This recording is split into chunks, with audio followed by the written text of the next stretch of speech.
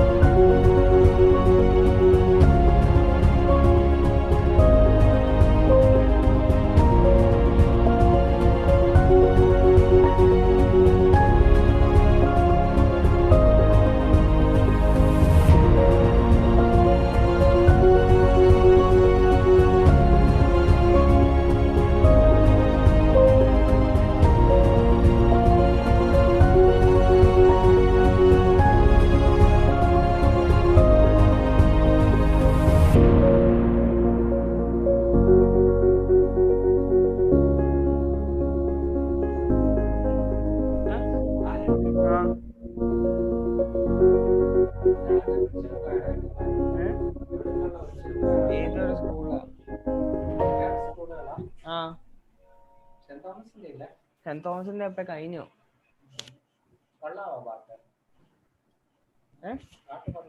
അതിന്റെ ആദ്യത്തെ എനിക്കറിയത്തില്ല, എനിക്കറിയത്തില്ല. ഇംഗ്ലീഷ്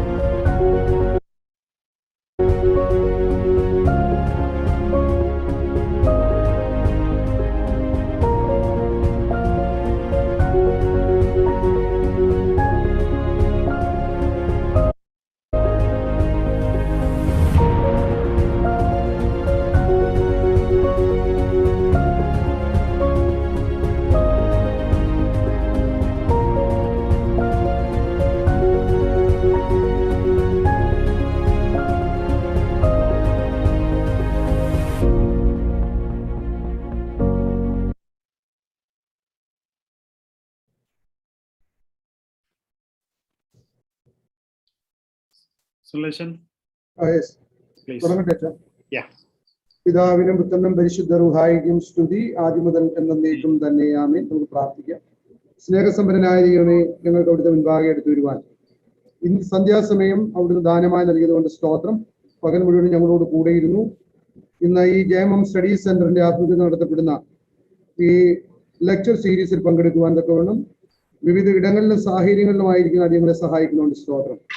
JMM സ്റ്റഡി സെന്ററിന് വേണ്ടി സ്തോത്രം ചെയ്യുന്നു. ദീർഘവർഷമായിട്ട് കർത്താവെ സമൂഹത്തിന്റെ വലിയ താളവും അതിന്റെ ആവശ്യങ്ങളും ഒക്കെ മനസ്സിലാക്കി പ്രവർത്തിപ്പാൻ തക്കവണ്ണം അവിടുന്ന് സഹായിക്കുന്നുണ്ട് സ്തോത്രം.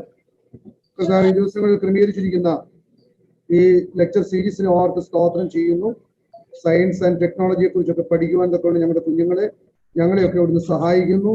ഇന്ന് ഈ ലെക്ചറിന് നേർ നൽകുന്ന incredible world of flying machines എന്ന വിഷയത്തെ ആസ്പദമാക്കി ഇന്ന് ഈ സീരീസിന് നേർ നൽകുന്ന ജാസ്പർലാൽ സാറിന് വേണ്ടി ഞങ്ങൾ കർത്താവെ ഏറ്റവും നന്നായിട്ട് ഈ വിഷയം കമ്മ്യൂണിക്കേറ്റ് ചെയ്യുവാൻ തക്കവണ്ണം സാറിനെ സഹായിക്കണമേ. ഇതിൽ പങ്കുചേരുന്ന കുഞ്ഞുങ്ങളെ, പ്രത്യേകിച്ച് മറ്റ് നേർ നൽകുന്ന എല്ലാവരെയും വാഴ്ത്തും. നേർ നൽകുന്ന അഭിമന്യ തിരുമേനിക്കായി, ഡയറക്ടറായി പ്രവർത്തിക്കുന്ന ജെയിംസ് അച്ഛനായി, മറ്റ് കമ്മിറ്റി അംഗങ്ങൾക്കായി സ്തോത്രം ചെയ്യുന്നു. ഇന്നത്തെ മീറ്റിംഗ്, ഇന്നത്തെ ഈ സെഷൻ ഏറെ അനുഗ്രഹപൂർണ്ണമായി തീരണം. ഞങ്ങളുടെ കുഞ്ഞുങ്ങളുടെ കർത്താവയുടെ മുന്നോട്ടുള്ള വളർച്ചയിൽ, പഠനത്തിൽ അവരുടെ സംശയങ്ങൾ പരിഹരിച്ചുകൊണ്ട് കർത്താവെ സയൻസ് ആൻഡ് ടെക്നോളജിയിലെ പുത്തൻ കർത്താവെ കാര്യങ്ങൾ, അതിന്റെ ദർശനം ഉൾക്കൊണ്ടുകൊണ്ട് കൂടുതൽ കാര്യങ്ങൾ പഠിച്ച് മുന്നേറുവാൻ തക്കൊണ്ട് അവരെ സഹായിക്കണമേ. അവരുടെ തുടർന്നുള്ള ഭാവിയുടെ എല്ലാ കാര്യങ്ങളിലും അവിടുന്ന് കൂടെ ഇത് സഹായിക്കണമേ. ഈ മീറ്റിങ്ങിനെ അവിടുന്ന് അനുഗ്രഹിക്കണമേ. പ്രാർത്ഥന കേട്ടതിനായി സ്തോത്രം. യേശുവിൻ നാമത്തിൽ തന്നെ ആമേൻ.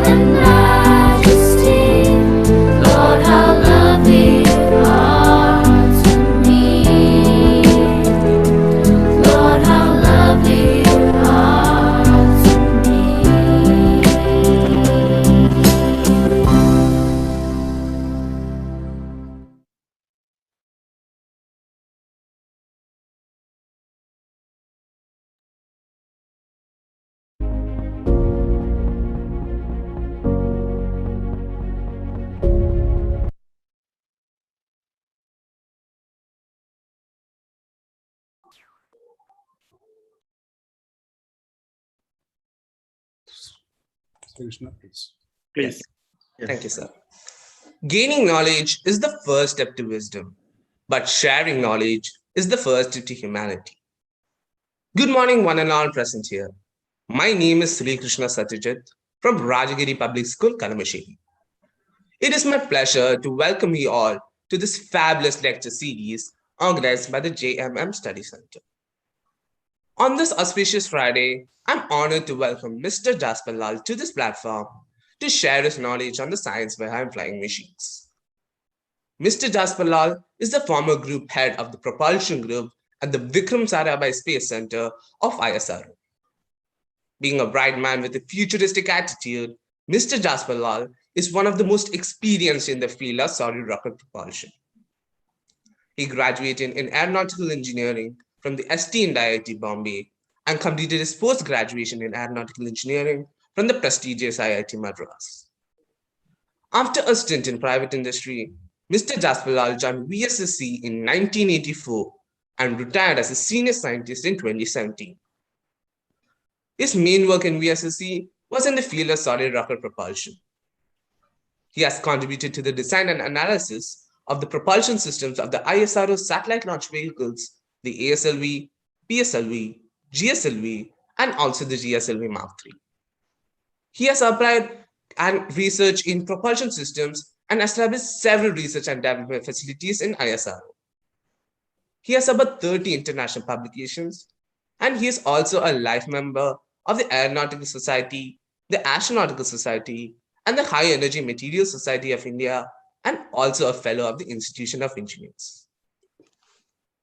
I would like to thank Reverend Dr. K. Jameson, the Associate Director of the JMM Study Center, and Dr. K. N. Naina, a former outstanding scientist of ISRO and the convener of the program, for organizing this magnificent lecture series on science and everyday topics.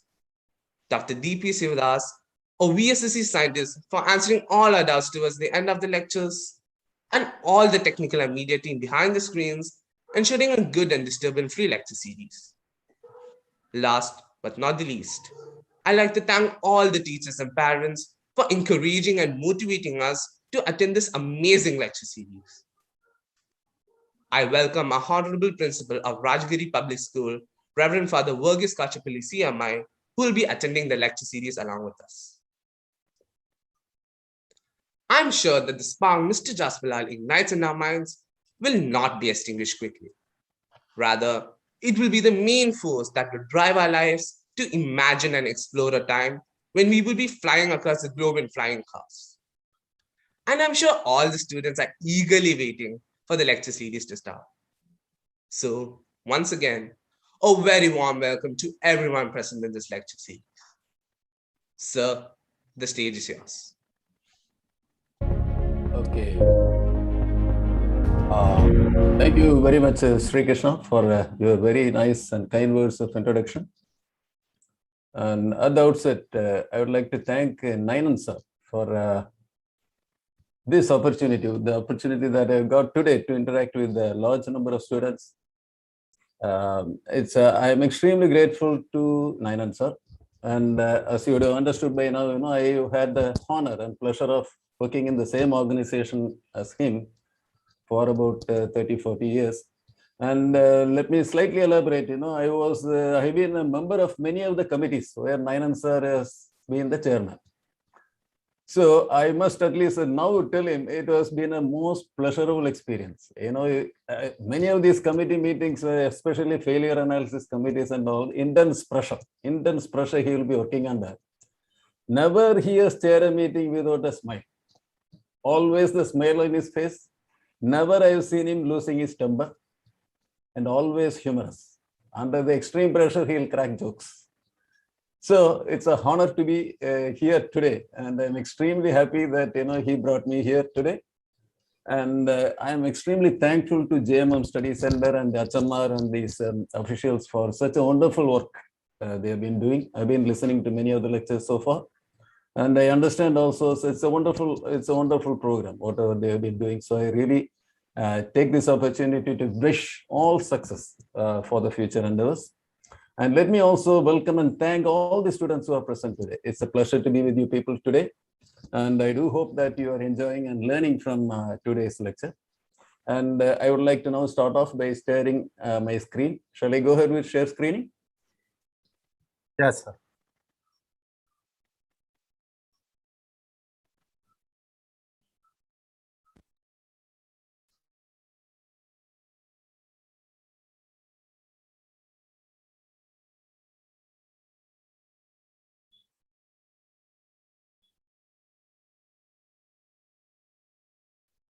Yes. The title for today's talk is The Incredible World of Flying Machines. Okay. Now, let's go back a bit, maybe a few thousand years ago. When there were no flying machines, the only flying machines available were birds. You see here, beautiful view of birds flying at different stages. So our ancestors in those days, thousands of years ago, when they looked up in the sky, they had no other mode of locomotion except walking or running. So they all looked up in the sky and saw the birds flitting around, and they had wish we had all been birds instead of humans. So that was one of the wishes. And people being people, they attempted all kinds of tricks and methods to fly. One of the oldest legends, many of you will be familiar with this legend, the legend of Icarus. It's from the Greek mythology. Icarus was a young man who was trapped in a maze along with his father, who was actually a skilled craftsman. So the father, they had no way of escaping from this maze. It was a very complex maze. And so the father came out with an idea that they will paste feathers all over the body of themselves using wax, and then they will fly out of the maze. So that's what they put to use. Both of them pasted feathers all over their body and they took off. They flew. And the father actually warned the son that don't go too close to the sun. If you go too close to the sun, there's likelihood that the wax will melt. But this young chap, being a very enthusiastic and dynamic person, he did not obey his father. He flew too close to the sun, and you can see the result. Poor fellow, the wax melted and he had to take a dive. So this is the old legend of Icarus, which you will be familiar with. And meanwhile, people continued their desperate attempt to fly. And simplest method to do was, imitate the birds. So what these people will do, they'll climb trees. They'll paste feathers all over their body, fix some kind of wings and climb on top of trees or small hillocks and then try to take off. And you can imagine what would have happened to the poor fellows. Most of them would have broken their limbs and so on. So it went on like that for centuries and for thousands of years. But today, you just see this picture here, what I'm showing you. This is a helicopter which is taken to Mars and which has flown on Mars. Many of you know its name is Ingenuity. A few months back, we had it flying on the surface of Mars, which is unimaginable, incredible. So how could we do all these things? How could the humans do all this from a helpless state where we were bound to the ground with our flight to a stage where we are able to go to another planet and operate flying machines there? So it's really an incredible journey. In the short time available, I'll try to give you an exposure to this whole picture. A little bit of technical things only, and most of the talk I'll try to keep it general, so that the whole idea is to get you interested in it and make you understand the basics, okay? So there are basically two kinds of flight possible. Now you can imagine very well, you can float. If you are able to float, flight is possible. So what can float actually? Anything lighter than air. Now you already studied in your school that if you have hot gas, it will rise. So if you take a balloon, actually you take a balloon and fill it with hot gas, or you pump it up with hydrogen or helium, which are all lighter than air, and allow them free, they will fly. You see here, beautiful flight of balloons, which are probably filled with helium or hydrogen. I'm sure that many of you people have done this, when you have gone to fairs or to exhibitions and all that, your parents would have purchased some balloon and given to you in your hand, and you happily, proudly carried this balloon along, and then sometimes you would have released the balloon, and the balloon would have kept on rising, and finally disappeared from your view. So where did this balloon go? I'm not addressing now. I would like you people to spare a few minutes to think about it after this lecture. You please go home. Just think what happens to a light than air balloon when you release it, okay? So that is how you achieve flight. When you release something lighter than air, it continues to fly or it rises. Now, this whole thing was put to use, or rather in 1783, in the year 1783, the first successful lighter than air balloon flight was achieved. So you see here a picture from those historical times in the year 1783, when a hydrogen balloon was released in the air. This happened in France. And they followed the path of the balloon. The people on horseback followed and they chased the balloon. It flew for 21 kilometers. And then it began to sink. Somewhere the hydrogen obviously leaked and the balloon began to sink over a village. And you can imagine that was about 250 years back. The villagers got terrified and they came out with all their weapons. You can see here the fellows are carrying an axe, pitchfork, spear, knife, and even the village dog has joined the mess. Even you can see a dog attacking the balloon. All of them together tore the balloon to pieces. So that was the first lighter than air successful flight. And in the same year, 1783 was a very successful year for balloon flight. The same year, the first hot air balloon was flown. And the very first passengers who flew in a hot air balloon actually were a chicken, a pig, and a duck. They put these three things in a container below the balloon and allowed it to fly. It flew for around 9 kilometers and then came down. The same year, in December of 1783, the first humans flew for a short distance. So that was the first flight when humans really left the earth and actually flown. Okay, that was a balloon flight. And balloon flight continued to be practiced in the next 100, 200 years. And I'm sure most of you know a very famous science fiction writer called Jules Verne, a fantastic writer. In fact, most of his science fiction has come true by now. He has predicted going to the moon. He has predicted flight. He has gone, you might have even read the 20,000 Leagues Under the Sea. So many books he has written. Most of them have come true. So here, this was a very adventurous, beautiful book, which I have read long back. Many of you would have read also. 5 weeks in a balloon, where they have a hot air balloon and 3 men, go in a carriage, which is hung below the balloon, and they travel all over the world. It's a beautiful book. And if you get the time, please do read it. It's just a suggestion from me. And so balloon flight continued in the next 200 years. And then we came to a stage, around 1900, where we had airships. It's a beautiful machines. You see here, it is much longer than a ship. It is anchored to a ship. You can see that here. And it's very long and graceful. They fly around 150, 100, 150 kilometer per hour speed. And, they beautifully move. And they used to carry passengers. You can see that on the front left side. On the bottom, you have a box-like structure where it's a cabin, passenger cabin. And they were operating from Europe to America and so on. So this thrived actually in the first half of 1900s. In fact, up to 1935 or so, when they had a major accident when this was actually discontinued. But even today, people do come out with the occasional airships, and people fly it. It's a graceful thing. Today also it is flying occasionally. So whatever I've been telling you so far is about lighter than air flight. Now let's look at what is, okay, on last slide on that one. Nowadays also, you will be occasionally seeing, cross-country racing, where people fly hot air balloons all over the country. I've seen in Trivandrum itself about a few years ago, so many of them landed in Chandrasekhar Stadium and then they took off. So it's beautiful to see how these hot air balloons fly. Okay. Now let's have a look at heavier than air flight. So how is it possible if you want to fly and you are heavier than air? This picture is one of the most popular and most well-known picture. I don't have to explain it. This is the first recorded flight, 1903, December 17. The location is Kitty Hawk in the USA, and you have the Wright brothers, Wilbur Wright and Orville Wright. And so here you see one of those guys lying down on the plane, biplane. This is called a biplane. There are 2 wings. And you see the other guy standing on one side. He was supporting, in fact, the aircraft, the wing side, without it should not fall down. And now he has let go of that one. And they flew for about 120 meters. I'm sorry, 120 feet. They flew. The first flight was for a distance of 120 feet, and they were barely above the ground, maybe around 10 feet above the ground. So that is how heavier than air flight started. This was the most defining image of human flight, 1903.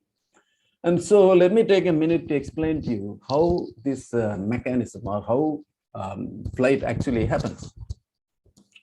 Now, if something has to remain in the air, like this small airplane, for example, the weight pulls it down. So you see here weight acting towards the ground. And as you all know, if you try to run through air, or if you stay static and air flows past you, you will be trying to push back. Air will push you back. That is known as drag. So in this picture, you see 2 arrows. One is weight pulling you down and drag. If you start moving, the drag will keep you pushed back. So in steady flight, you have to overcome these 2 forces. Simple as that. Now for overcoming weight, we have to generate lift by some means. And to overcome drag, you have to generate thrust, which gives you a forward motion. So this is the simple mechanics of flight. And this is the equilibrium diagram when in steady flight. And how is this done? Now, most of you people would have flown kites, right? I'm sure that in vacation time, you people have gone to the beach and flown some kites, or in your hometown, you have flown it. I have also done it a lot of times and thoroughly enjoyed it. And a kite you are flying, with a string, And kites can generate enormous amount of lift. I'm sure that many of you will be aware of this incident which happened just a few months ago. They had a kite flying competition in Taiwan, and a 3-year-old child who was playing, got entangled in the tail of a kite, and she was lifted off. You can see on the left side, you see the girl is stuck on the bottom of the kite's tail, and the kite lifted off. Poor child, the thing almost suffocated her, and she had nothing to do. People luckily saw that this is going on, and they became desperate, and they took desperate measures. And in a few minutes, luckily, they were able to bring down the kite, and the girl was taken to safety. So this kite could fly with the weight of this child and still lift to the skies. So how does a kite generate lift? Simple. Whatever I've been telling you, the wind comes and you put a kite across it. The kite has a tail for stability. Gravity, of course, pulls it down. Drag acts back. And because of the wind flow, there is a lift getting generated, acting up. And there's a tension of the string is actually at an angle. The tension of the string actually is counteracting the resultant of lift and drag. So the whole thing is well balanced, right? I hope you understood that one. Now, how lift is generated in an aeroplane? We have what is known as an aerofoil. This is what is known as an aerofoil. The wing cross section, if you cut the section of the wing, this is the shape you'll find in an aeroplane. This is known as an aerofoil. And so you have what is known as the flow. A streamline comes and splits from the aerofoil. And on the bottom side, you have an area where low velocity comes because of the longer distance and you have higher pressure. And on the top of the aerofoil, you have lower pressure with a net result. If you integrate this pressure distribution, this is the picture you will get. On the top of the wing, you will have a low pressure area. And on the bottom, from the leading edge, you have what is known as a high pressure area. The net result being, you have a delta pressure acting towards the top, which is nothing but the lift. And when you multiply it with the area of the wing, you get a lift force. So that is what actually keeps your plane aloft. And for generating this lift, you need to actually have wind flowing across you. That's why you find before takeoff, your pilot will take you taxi. You'll run for a long distance on the runway, you build up your velocity.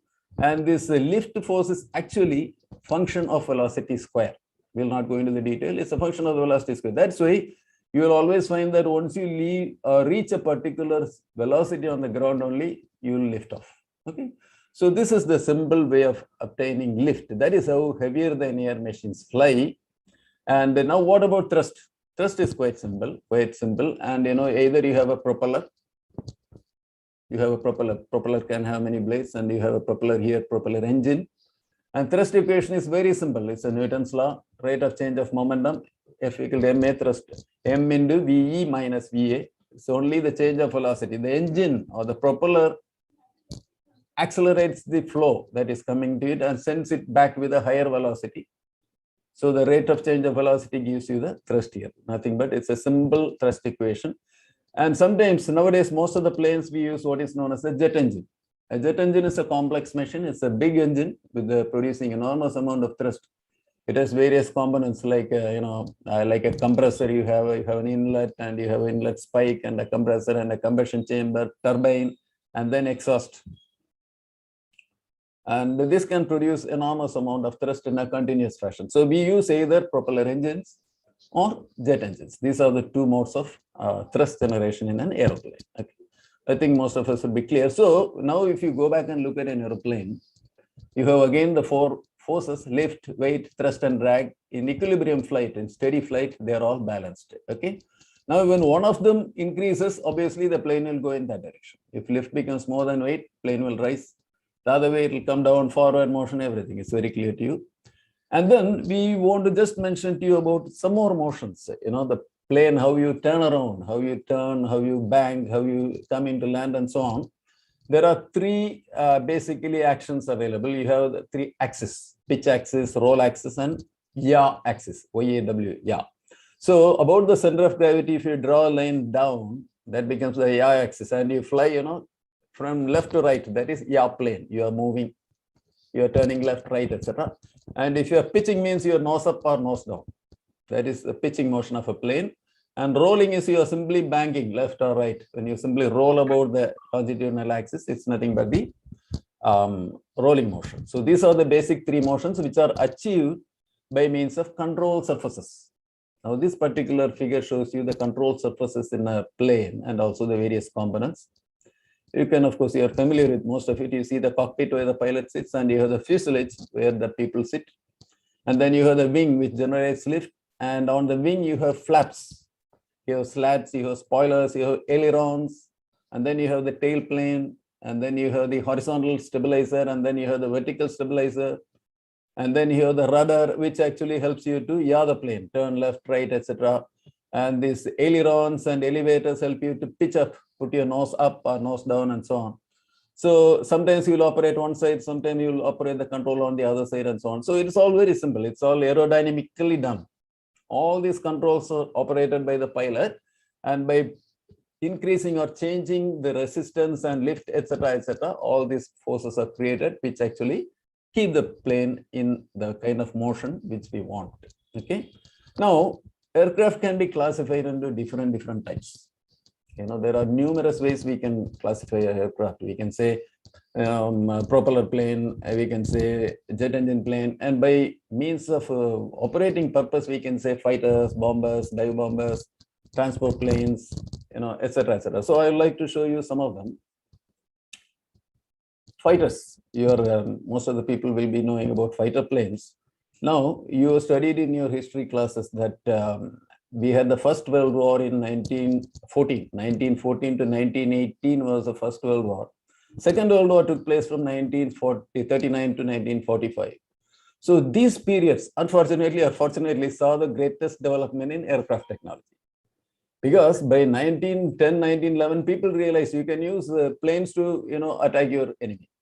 So they were put to great use in the First World War, 1914 onwards. So here you have a scene from the First World War when planes are fighting each other, fighters, all are with two wings. We are having biplanes.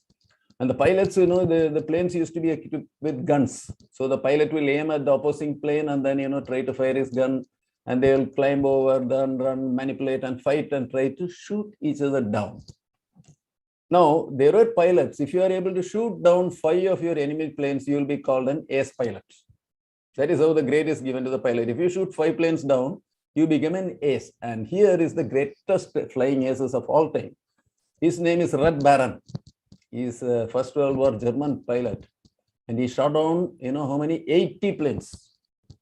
So he is one of the greatest pilots ever, First World War pilot. And unfortunately, he perished at the end of the First World War, around 1918 or so. Red Baron, his actual name is something else, but he is known as the Red Baron. Okay, so that was the fighting missions of the First World War, how we used to do.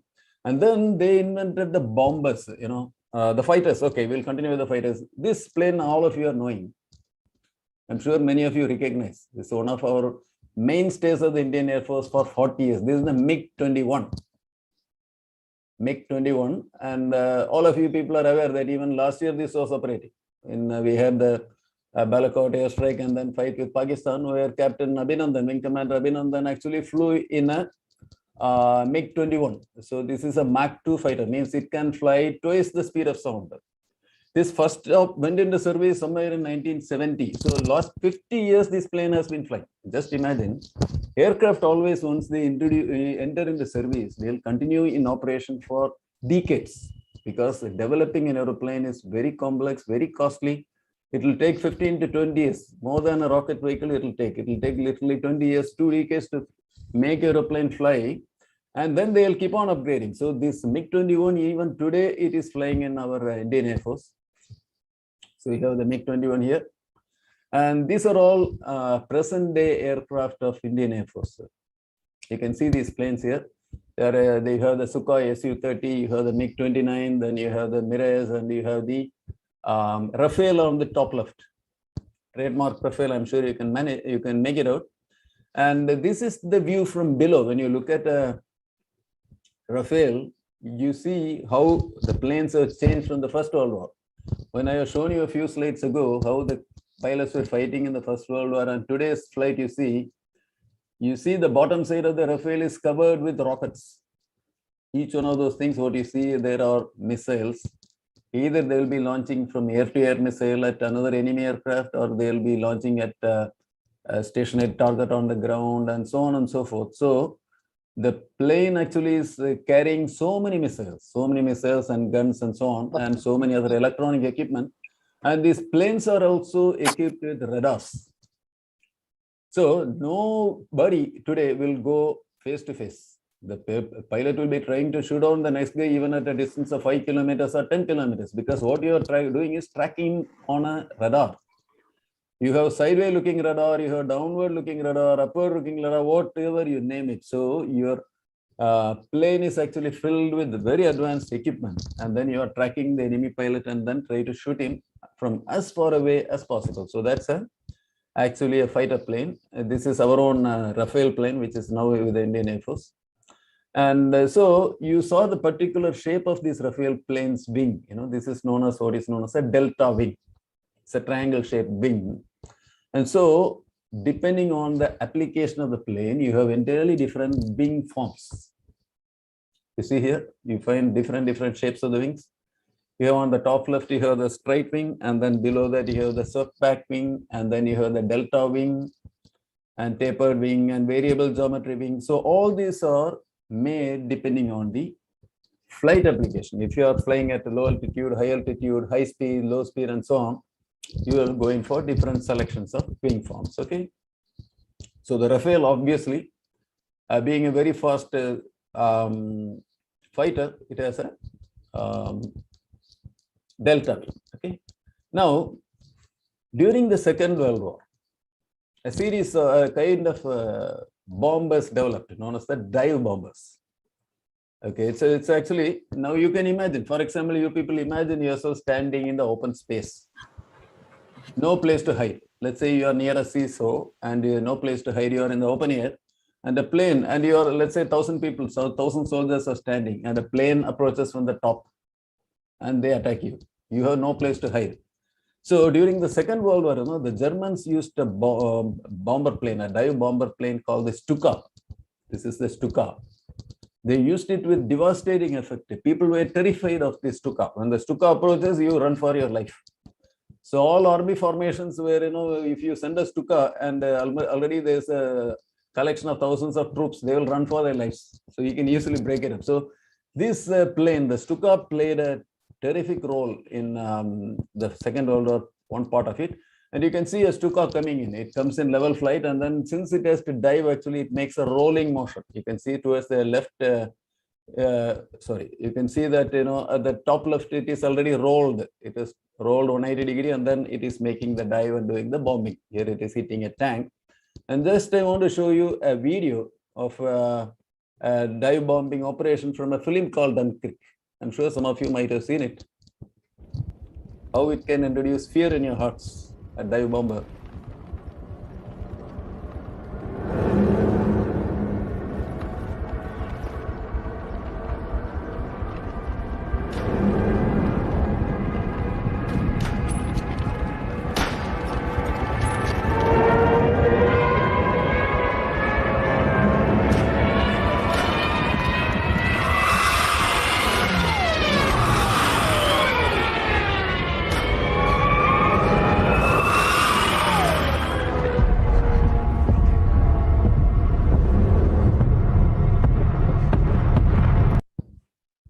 Okay, so the same Second World War, they started, attacking ships. The ships were also attacked using this kind of dive bombers, using suicide bombers. Especially the Japanese were doing it. Japanese did it. So I'll just like to show you a real footage where a dive bomber attacks a ship and sets it on fire. This is actually 1944. With the homeland in danger of invasion, the Japanese High Command turns to a desperate new tactic. On the 25th of November 1944, a lone Japanese bomber closes in on the USS Essex. Its pilot is part of a new force, the Special Attack Corps, Kamikaze.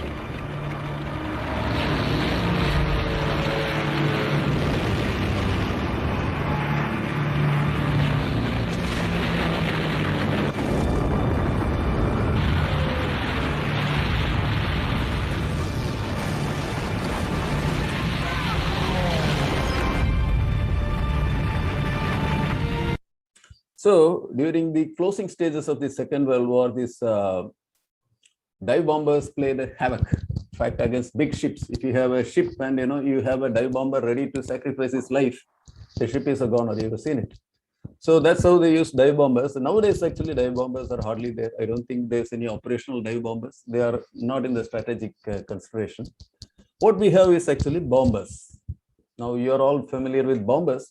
What a bomber does, a bomber's objective is obviously to carry bombs or heavy, heavy equipment of that nature, bombs and explosives, take it to the enemy territory as far as possible and drop it. Do precision bombing. You bomb, you try to bomb the military targets, avoid the civilians, and you return safely. So that's the idea behind the bomber. And today, is many of you will be knowing that today is actually a sad day in world history. Today is August 6th. August 6th is celebrated or every year commemorated as the World Hiroshima Day. As you all know, the first nuclear bomb in the world was dropped on Hiroshima on August 6th, that is today, 71 or 76 years before today. On August 6th of 1945, the Americans dropped the first atom bomb on Hiroshima. And the bomber used was this plane. It is the B-29 Superfortress bomber, which has carried this bomb all the way into Japan. And then, you would have seen, of course, the videos and photos of the horrible effects of a nuclear bomb. And unfortunately, even today, every country tries to, build the nuclear defense, but the effects of nuclear bombs are horrible. And we had Hiroshima, and then followed a few days by Nagasaki. So so what is basically, I was only mentioning that these were carried to the location and dropped by a plane called the B-29 Superfortress, Boeing's B-29 Superfortress. And here we have a great plane. This is the B-52 bomber. B-52 bomber is operational today. It entered into service, believe it or not, in the year 1958. And today we are probably 70 years afterwards, and still it is operational. American Air Force and many Air Forces. It's a strategic bomber. It can travel for very long distances, 12,000, 14,000 kilometers it will go. And then it carries heavy payload. It can carry bombs around 30, 35 tons, and then it drops it there. And you can see here the specialty of this plane, it's a very wide angled, very wide wings, and each of these engine parts has two engines. Essentially, this is one of the very few planes, probably the only plane that I know which has 8 engines. 2+2, on the other side also 2+2. It's a B-52 bomber.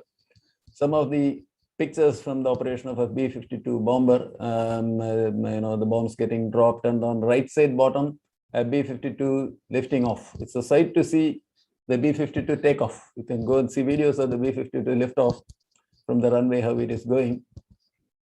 And then this is another operation I just wanted to mention to you people. This is air-to-air refueling. Many of you will be familiar with this air-to-air refueling.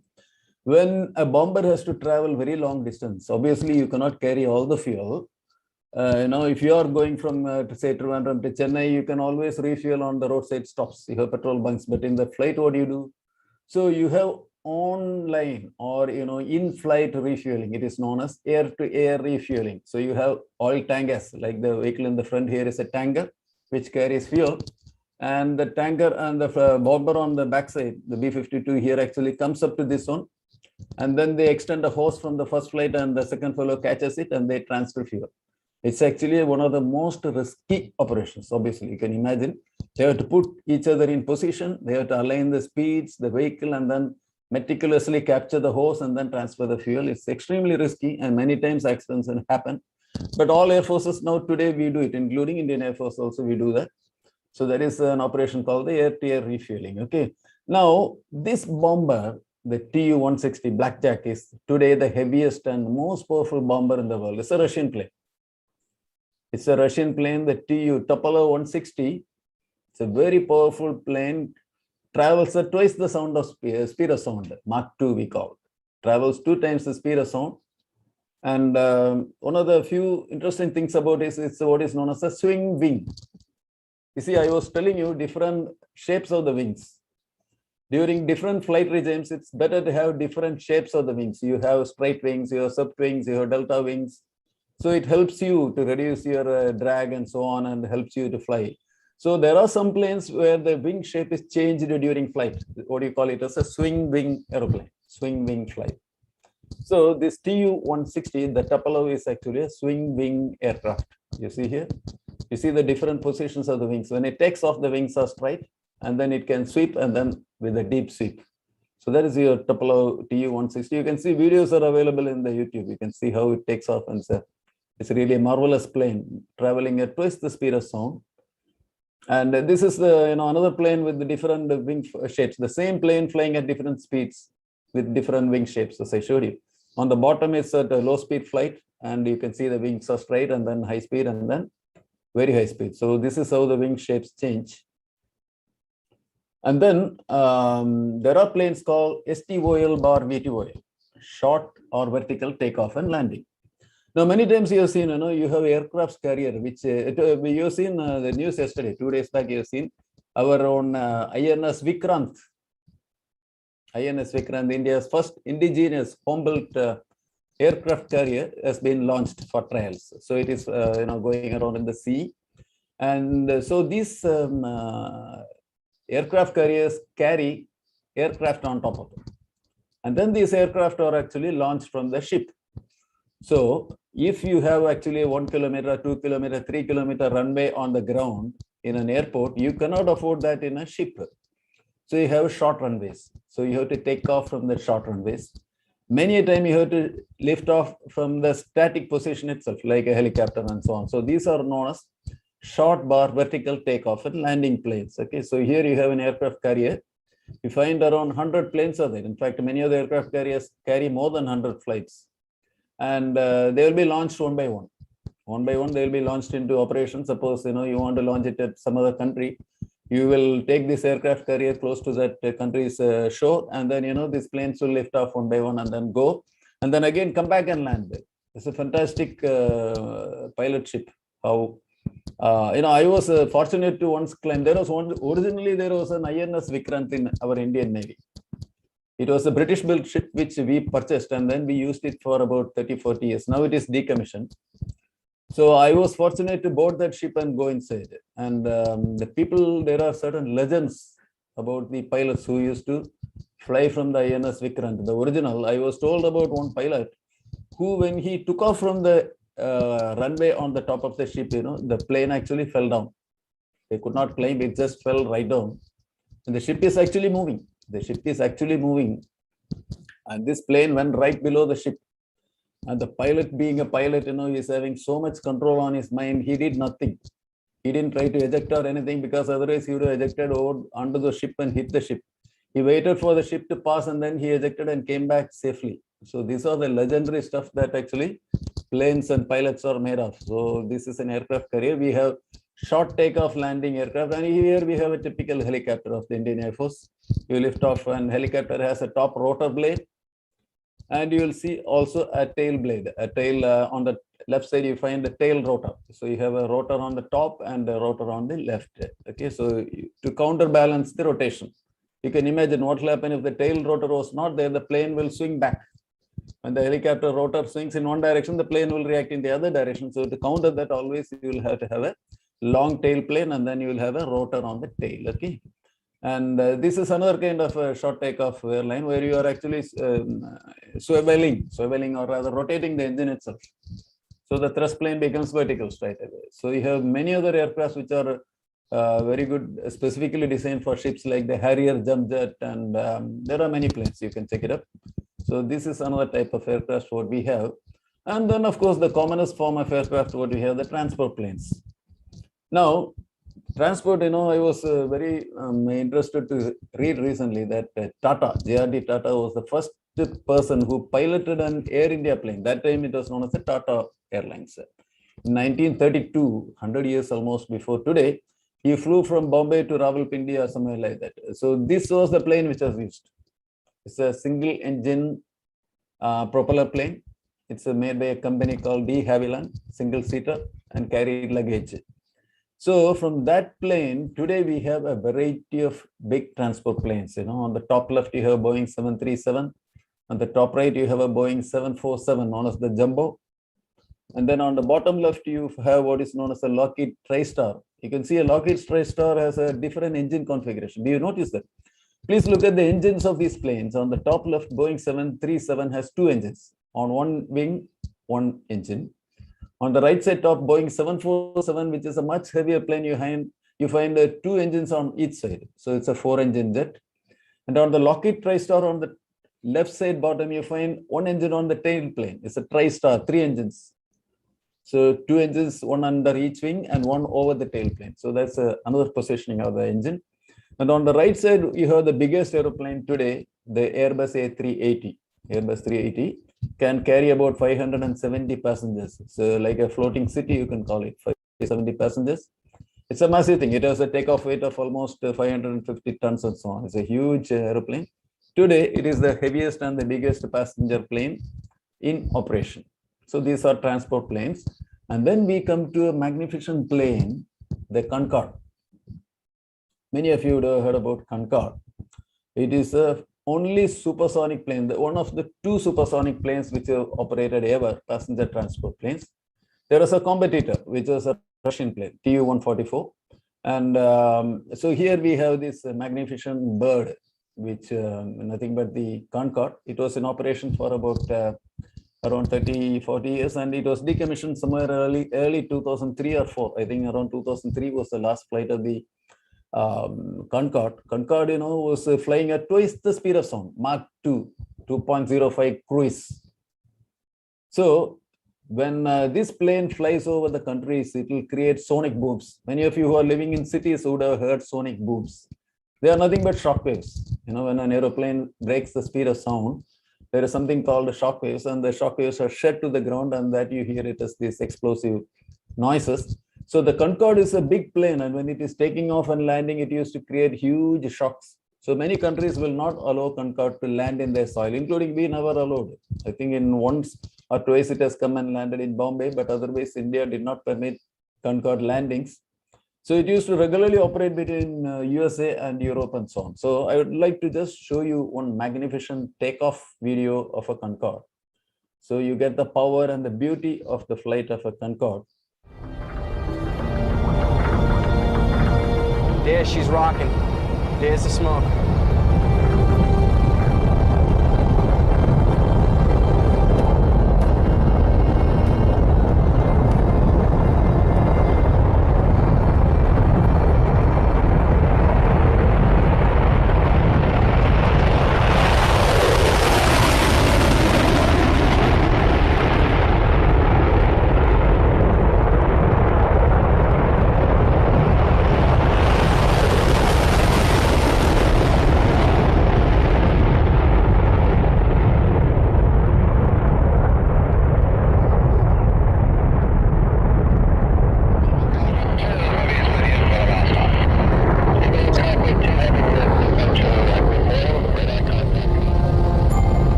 I hope you enjoyed the beauty of that Concorde's takeoff. It's a tremendous sight to see the Concorde takeoff.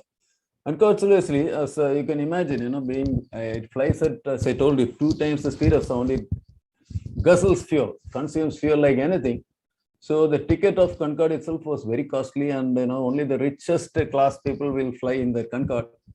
And Concorde, they had unfortunate accidents also. By the year it was 2000, and so it was decommissioned.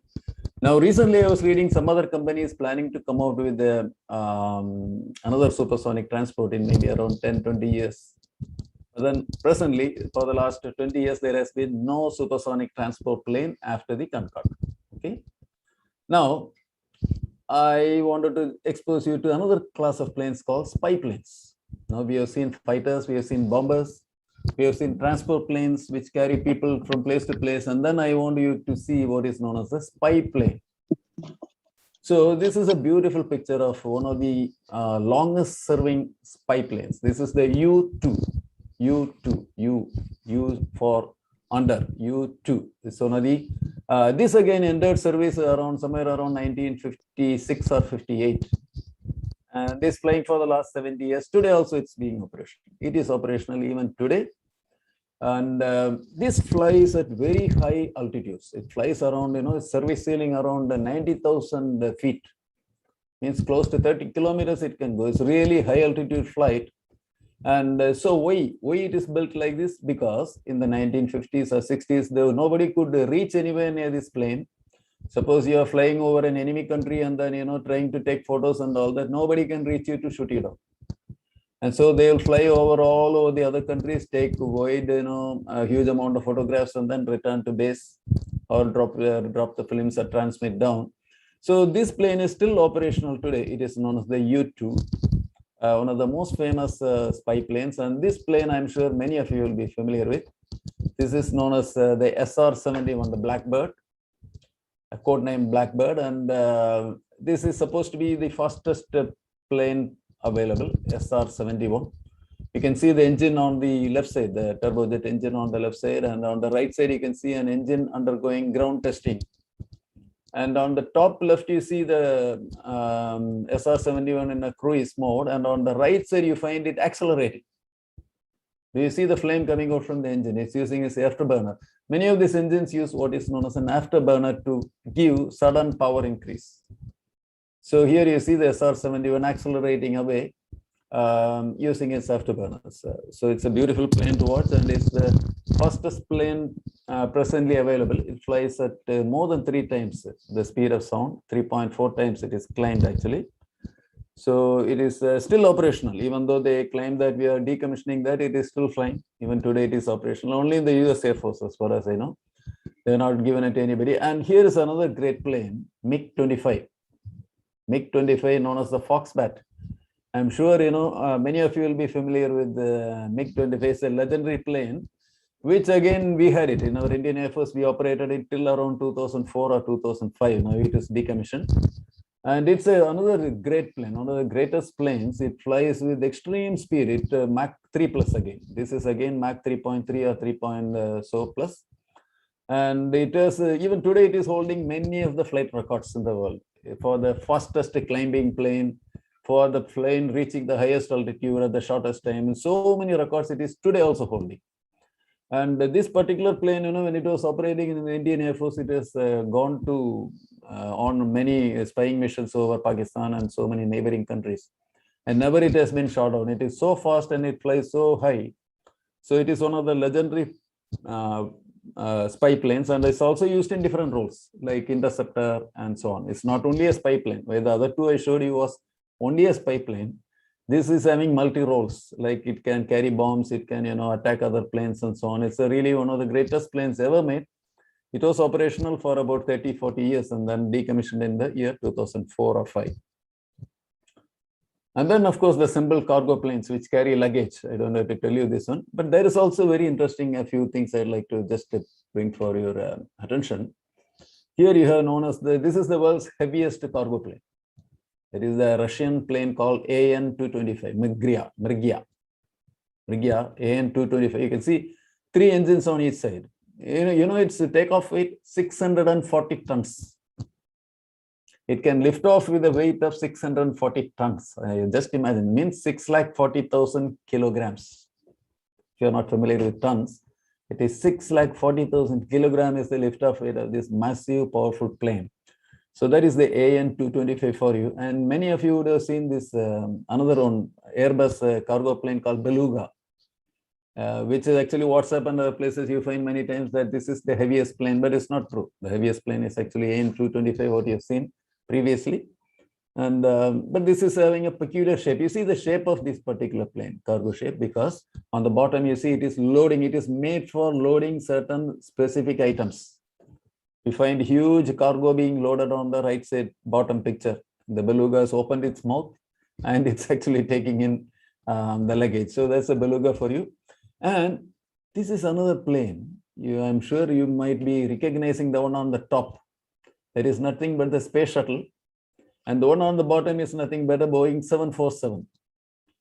So 747, which has been operational for again about 60 years or 70 years, that was also used for carrying the shuttle from place to place, to the launch pad. For example, it will be serviced, the space shuttle will be serviced somewhere. It will be mounted on top of this Boeing 747, and the 747 will actually carry it from one point to the other point. Okay, so So these are the kind of cargo planes or carrier planes, and there are so many other planes like troop transport planes and so on. We will not go into the detail because of lack of time. And there are planes which use rockets for flying, rocket planes. And all of you have seen this plane about 1 month back, right? We had a plane with a much publicized flight, Virgin Galactic plane flying to the edge of space for tourists, and you found the founder of this company himself flying it. An Indian girl was also there. And so this plane actually uses rocket power. You can see that rockets firing. You can see the rocket exhaust very clearly there. It's what is known as using a hybrid propellant rocket engine. And this is a close-up view of the plane. It flies, it takes off or flies off into the space like a rocket and then comes and lands like an ordinary aeroplane. It's a close-up of that one. And here you see it is being carried in a carrier plane. So you see aircraft can be made into any shape. You see this particular airplane which is carrying the Virgin module in the middle. So this has 2 fuselages. It's almost like 2 independent planes, but it's a single plane with the 2 engines on the left, the 2 engines on the right. On the middle, you are hanging this plane, or the space plane. And this takes off, the whole thing takes off from the ground, goes to a height of around 10-12 kilometers, and then it will drop the one in the middle. The space plane, rocket plane will be dropped from that altitude, and then it will ignite its rocket engine and then go towards space. So that is how some of these planes operate. And this was the very first rocket plane. 1947, it is known as the Bell 1. And the pilot is one of the most famous people, Chuck Yeager. He is the man who flew past Mach number 1 for the first time.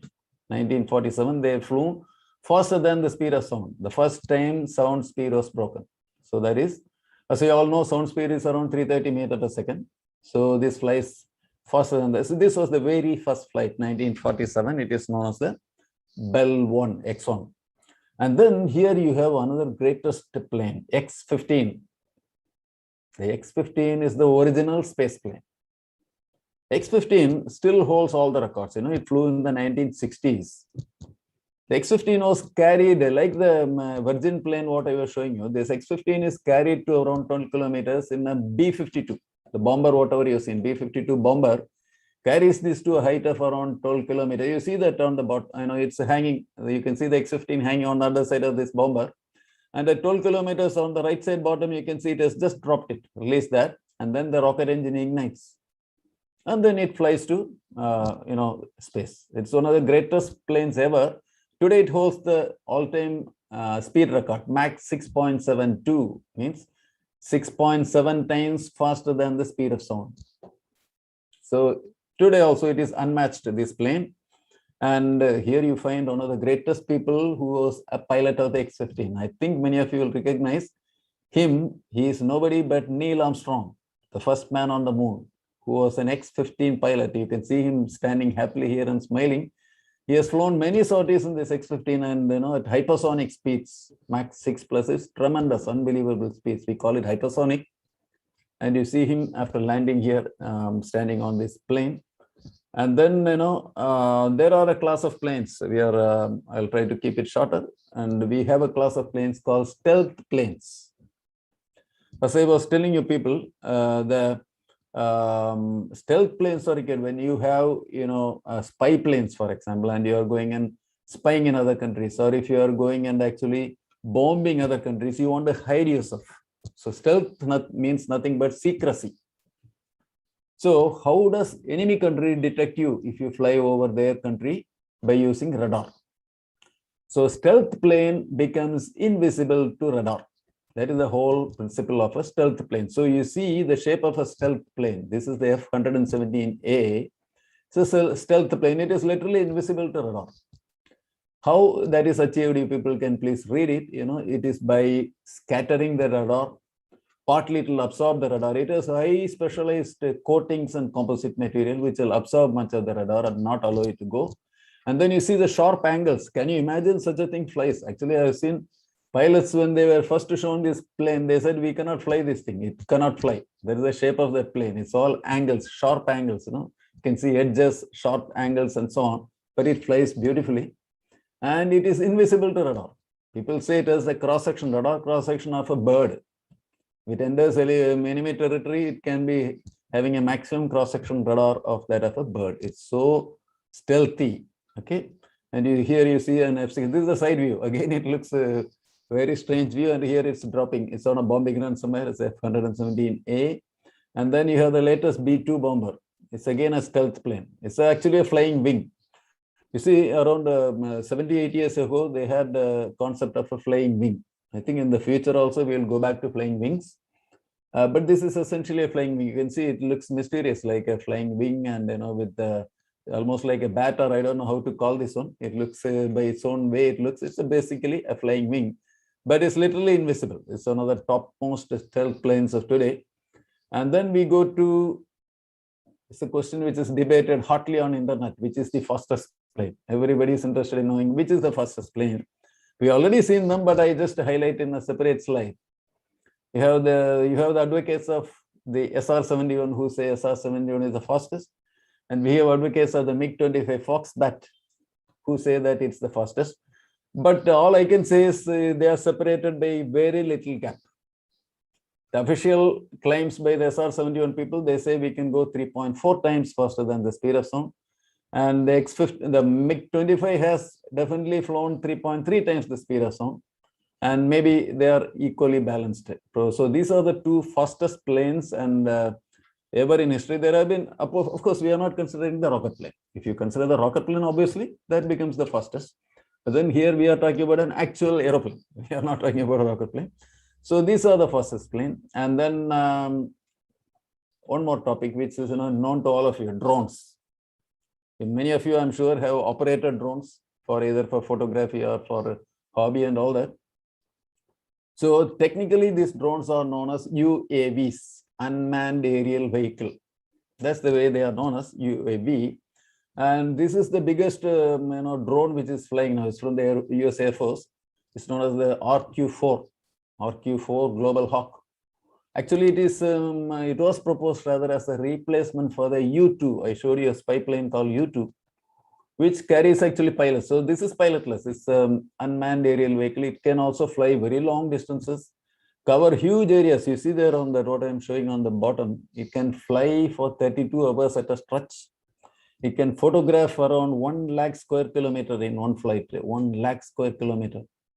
It's a turbine engine and flies very high, 60,000 feet and so on. So this is presently the most powerful and long traveled UAV, unmanned aerial vehicle, which is used mainly for reconnaissance. And then this is the Israeli Heron, which Indian Air Force has got, I think. We have right now got it or going to get it. It's a propeller-driven drone again. It's again an UAV, and it can stay afloat for 50 hours. 50 hours it can fly and then, spy over the other countries. And this is another view of the same Heron. And I want to show you a wonderful, beautiful plane. This is, again, it is known as a Sapphire. What is the difference? This is also UAV. It's also an unmanned vehicle. You can't even make out there's a plane there, right? Can you make out? It's a fantastic plane. You see the design of that with a very long wingspan. The peculiarity is it is solar powered. Totally powered by solar. There are no engines otherwise. It's two propellers are driven by solar power, no fuel. And it can remain airborne. The record is with it 26 days. It is flown and then remained airborne for 26 days before next landing. So, you can't see it. First of all, you can't see it. It can fly anywhere it wants. It requires no fuel, no servicing, nothing, no pilot danger, and it can take as much data it wants. It can carry any equipment. So this is one of the presently operations with the French people. Actually, Airbus people developed this one. It's known as the Sapphire. But I was really amazed at the beauty of this plane, how it is. It's like a thin line. You can't make out the body of the plane. It's so wonderful. So that is what is a drone. And then, of course, the simple drones, which many of you would have flown, which in wedding functions and, now everywhere without drones, you cannot live. Suppose there's a disaster, you send a drone. If you want to photograph a crowd, you would send a drone. You want to manage a crowd, you send a drone. You want a wedding, you use a drone. So these drones usually have 4 propellers. Unlike the other planes, which have 1 or 2, typically from operational reasons, What they concluded, having 4 gives you the best balance, the best way for it to move, maneuverability, and so on. So these are all the last 4 or 5 planes that I have shown to you. This is also an aircraft only. These are all known as UAVs, or unmanned aerial vehicles. Basically, you can call them drones. Probably one of these days you can buy these and operate these drones. Now they are so commonly used. And then one of the future requirements, which surely those of you who enter this field of aircraft, because now we are very much bothered about pollution. You know, we are all of you are knowing about global warming, climate change, and so on. Aircraft industry is also contributing about 5% of the gases which are generated. Greenhouse gases, 5% of this is generated by the aviation industry. So there's an effort actually to remove fossil fuel. We want to remove fossil fuel so that pollution from the aircraft industry can be removed. And for that, of course, you have what is known as solar planes. This many of you will know this plane. This is known as the Solar Impulse. On the top, you find this elegant and beautiful plane. On the top, you find completely solar cells, which actually generate electricity and which are actually stored in big capacitor banks. And then night also they power the engines. You can see the propellers on the front, and the solar power is used. And the night also they fly. Day and night makes no difference to it. It flies, and then because it stores the power and then uses it in the night, and then flies well over the clouds. And they made a circumnavigation of the Earth. You will remember that around 5-6 years back. This particular plane came and traversed India also. They came all over the world and then returned back in about a month or so. So it's a beautiful plane called Solar Impulse. And then there are certain planes which are now under development, which use hydrogen fuel. Hydrogen fuel. It's very difficult, but this is the Boeing H-4. What do you call the Boeing H-4? It's an experimental aircraft which is used using hydrogen as a fuel, and sometimes they use hydrogen as a fuel cell for powering. But this will recur in the future, because in the future, obviously, we cannot continue using fossil fuel. We cannot use. So we need to find alternatives to fly our aircraft, and maybe solar power and then this hydrogen power and so on. We'll have to work more on that one. And finally, I come to the final topic of the day. It is the hypersonic planes, the planes of the future, because we always want to fly faster and we want to reduce travel time. Now, you can see that between 2 continents or between 2 countries, we are always attempting to reduce the travel time. We have cut it down by hours. Today, maybe from here to USA also, you take 10 hours, 12 hours, 14 hours, and so on. But if you can fly much faster, suppose you can go hypersonic speeds. Hypersonic, typically we mean Mach number 5, meaning you fly 5 times the speed of sound. So if you can go at Mach number 5 and so on, you can cut down the travel times like anything. So people are always working towards developing hypersonic planes. And so this is one of the experimental planes known as the NASA X-43. X-43 travels at around Mach 6. It flies 6 times the speed of sound. It's an experimental aircraft. Nothing has become operational so far. And ISRO also has carried out, our own studies on this kind of a vehicle. And the main difference here is actually the combustion. We will not go into the details, but the combustion inside this engine takes place in supersonic condition. The combustion itself takes place under high velocities, more than the speed of sound. I have shown you the jet engine schematic earlier, and the fuel is injected and air is taken in, and then it combusts actually. Here, the whole phenomena, the air is not slowed down. It is slowed down only limited way. It's a slow down to still higher than the speed of sound and then combustion. So the net result is you are able to fly at enormous speeds, at hypersonic speeds. So these are all future developments. Probably your generation, you people, when you get a chance, and if you choose this field, you will be working on this kind of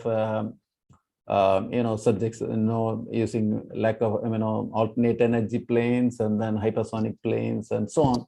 So there are a number of challenges. I'm not listing out the challenges for you people here. There are especially a number of challenges facing you in the field of aircrafts: reduce pollution, they reduce sound, increase the speed, and everything like, pollution avoid, etc., etc. Maybe in future times, when you get times, you people, those of you who enter this field, can work on these topics. So with this figure, I come to this conclusion of my talk. So before I close off, let me tell a few things. Once again, I say that I'm extremely thankful for getting this opportunity for interacting with such a team of youngsters. And I take the opportunity to wish all of you a very successful, bright future. And in whatever career you people decide to pursue, I hope some of you will enter into the area of aeronautics. And I also wish the JMM Study Center a great future. They are doing a wonderful job. Please continue to do that. Thank you very much.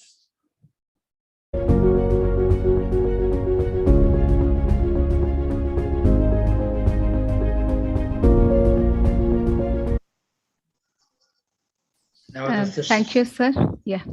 question answer session. Dr. Deepthi will guide you through the Thank you, question. sir. Yeah, I'm available. Thank you very much, sir, for the informative talk. There are a few questions in the chat box and slido.com. I'll read out one by one. The first question.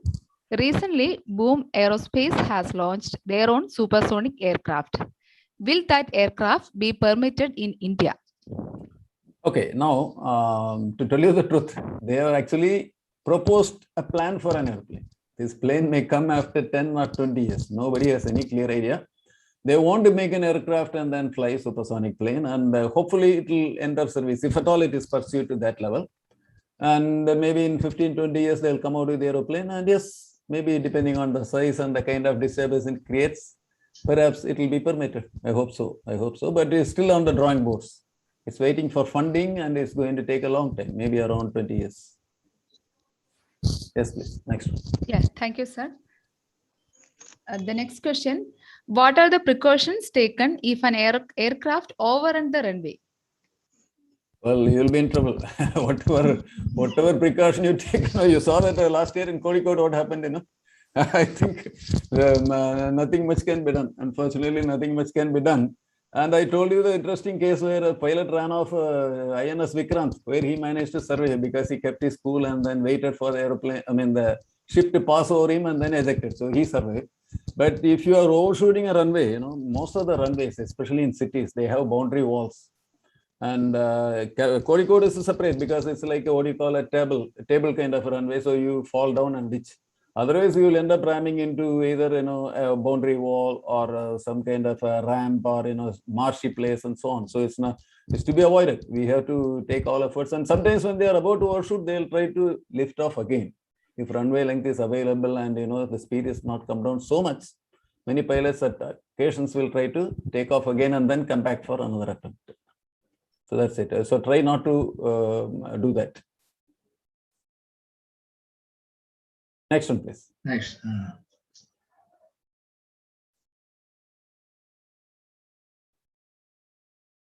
Deepthi, you are there?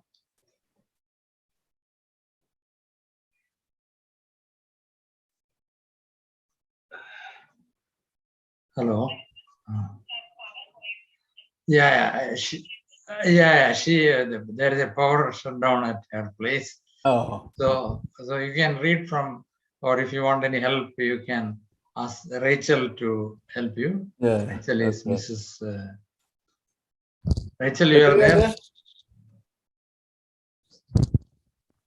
I think I will, till Deepthi comes back, I will try to read from the, still have operational hypersonic cruise missile. Hypersonic cruise missiles are there. Somebody is asking why we can't have hypersonic cruise missiles.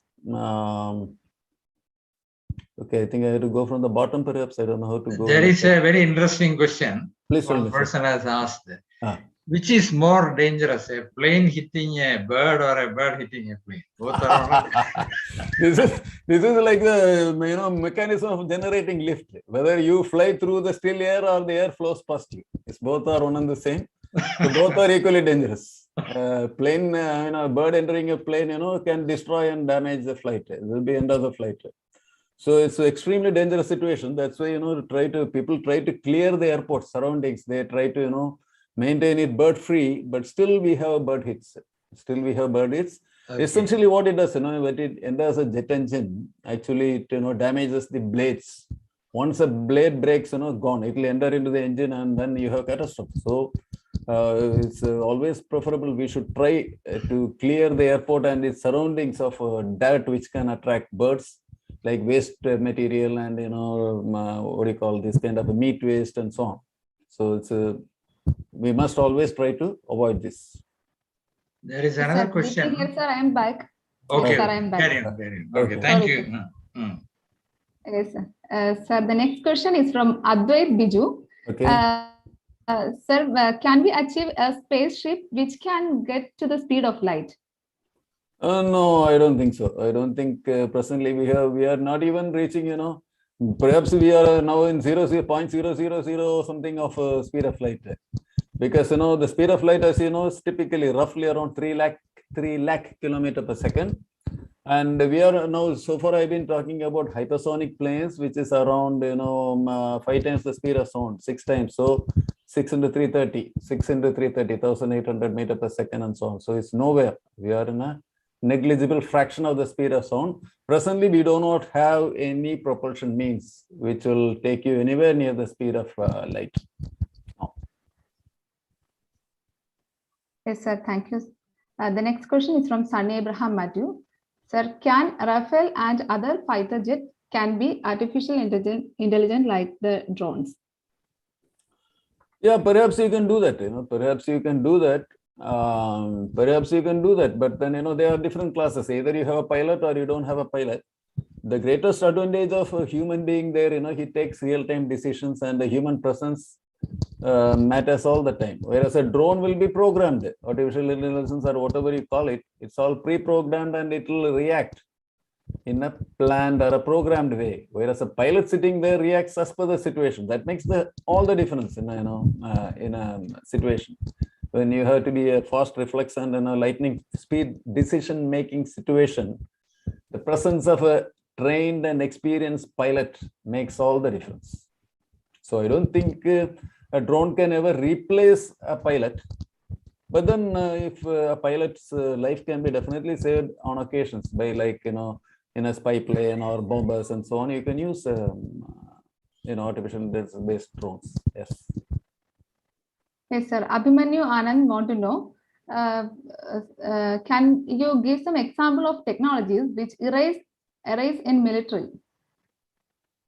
Pardon me? Can you please repeat that question? Yes, sir. Some examples of technologies which arise in the military. Which has come out of the military program. Much of that, almost everything, almost every technology in the aircraft industry, all these fighter planes are, defense actually consumes the whole aircraft industry. The passenger transport and so on, cargo planes, etc., are one segment, whereas the big business segment is, these defense planes. So you can see each one of these planes will cost you thousands of crores. A plane like this, Rafale cost you around 1,500 crores, I think, one plane. So you can imagine the kind of industry and the amount of investment, etc., etc. All developments, all R&D will be there in how to improve the performance of these military planes. So the spin-offs actually go into civilians at times, but major R&D, everything takes place parallelly in military industry also. So the defense planes, all these planes like the spy planes, fighters, bombers, etc., etc., a lot of them are actually for defense. So huge amount of development takes place in the defense area. There was a very interesting question. What happens to the aircraft when it reaches the Bermuda Triangle? I saw it somewhere. Okay. Now, I think I can understand from you people that you are all very good readers. I am very sure that you would have read books about Bermuda Triangle. And I also recall reading some books on the Bermuda Triangle, which is a mysterious triangle, and where ships disappear, where planes disappear, and so on.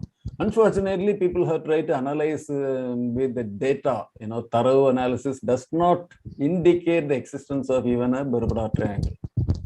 So unfortunately, we have to conclude that maybe nothing much happens at Bermuda Triangle. It's all hype. Dipti, carry on. I just. Yes, sir, next question. Can a plane speed be increased by adding more engine? You can to some extent, yes, you can to extent, yes. See, in an aeroplane, it's all a compromise. When you design an aeroplane, it's 100% compromise. You have to give something and take something. Okay. Now, if you add an engine to increase the thrust, actually, obviously, the weight of the plane goes up, the drag of the plane goes up, everything goes up. So perhaps the given engine itself, you reduce. So in an aircraft industry, like the space industry, we always try to minimize weight, minimize drag. These are the two mantras which you live by. So, you'd like to increase the power of the engine. Definitely, you give an engine, you try to increase the power rather than add another engine. And meanwhile, try to reduce the weight of the aeroplane and reduce the drag of the aeroplane. So that's what would be the better solution rather than go on blindly adding more and more engines, because each engine is actually adding huge amount of weight to the plane. And power plant, and then the engine has a good amount of drag and so on and so forth. So it will be better if you increase the capability of the existing engine and then reduce the drag of the plane. Yes, sir. Yeah. So Daniel Matthew is asking, what fuel source, in your opinion, has the most potential in the future for aircraft travel? Fuel source. Yes. Yeah, fuel source, as I was telling you, aircraft industry presently generates about 5% of the greenhouse gases. So, unfortunately now fortunately, whatever it is, this COVID has actually slowed down the aviation industry like anything. But before the COVID came, aviation industry was supposed to grow by leaps and bounds. A huge amount of growth was projected. And so people were concerned about, these gases, greenhouse gases and so on. That's why we had to definitely no other choice but to go for alternate fuel. Either use solar power or use some electric power or use hydrogen as a fuel and so on. And you would have seen that even, many of you will be knowing our Greta Thunberg. Many of you know, I'm sure that most of you know the climate activist, Swedish girl, who refuses to fly because, she traveled all the way from Europe to USA by ship or by a boat or whatever it is, because she was against air pollution caused by the aircraft industry. So definitely we have to go for alternate fuel and probably hydrogen-based fuel and solar energy and so on. And people will find out, even other options they will find out. Yes. Next one, please. Yes, sir. The next question is from Navneet Krishna. Yeah. What's your opinion on converting old aircraft into drones that can be piloted from somewhere else? No, I don't know too much opinion about that. I don't think it's too good an idea, because as I told you, the human presence actually makes an entire difference. A pilot, flying a mission is entirely different from a pre-programmed drone flying over a place. A pilot can take on-the-spot decisions and react instantaneously. They are trained for that. It's an entirely different picture. I would very much like to have the pilot there, definitely. I don't want a situation where the pilot is no more there and you leave it all to artificial intelligence and ground control. No. Thank you, sir. And the next question is from Shreya Nair. From what type of an aircraft do we use to skydive from? Pardon me? Is there any skydive? What type of aircraft we are using for skydive? Skydiving, you can go in a reasonable speed, like any transport plane. Mostly they use ordinary kind of a transport plane, which is flying at subsonic speeds, means lower than the speed of sound, reasonable speed and reasonable height. You should be able to fly at a good height and also at a slow and steady speed and hold it steady when you open the door and the people jump out. So you can use ordinary planes for that, no issue with that. Yes, sir. So do you actually believe in unidentified flying object, UFO? That's a good one. That's the most incredible flying machine of all. Interestingly, let me share a very interesting fact with you. These UFOs are, mostly reported from USA. Okay. Now, one very interesting fact I came across recently: almost all sightings are reported on Friday evenings. Please note that it's on Friday evenings when these chaps go on drinking sprees. It is on Friday evenings. Most of these people, drink and then go for a walk, and then they report UFOs. So almost, I think 90% of UFOs are reported from USA and on Friday evening. So I think the question is answered for you by this fact itself. And I came across a number of cases where, you know, they analyzed the footage of, you know, people who took the films of UFOs. In one particular incident, I remember it was finally found to be an insect walking on the lens of the camera. They said it's a, you know, UFO entering into the earth. So I think even though, let me take one more second to tell that I think the first lecture of this series, you know, Dr. Nandanaran was telling you about life elsewhere, SETI, search for extraterrestrial intelligence and so on. So all facts, scientifically, you cannot rule out extraterrestrial intelligence. Definitely, we cannot rule it out. Definitely, we can't rule out the fact also that aliens have landed and left also. So that also we have no idea.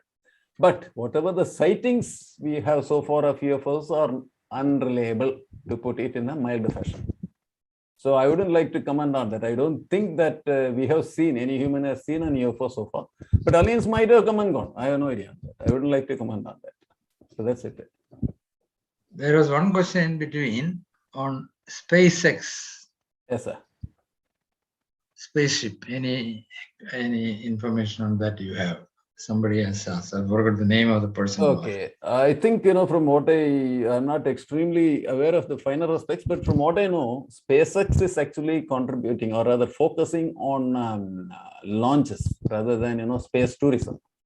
Whereas the companies like Blue Origin and Virgin Galactic, etc., they are focusing more on tourism as a money-making kind of a thing.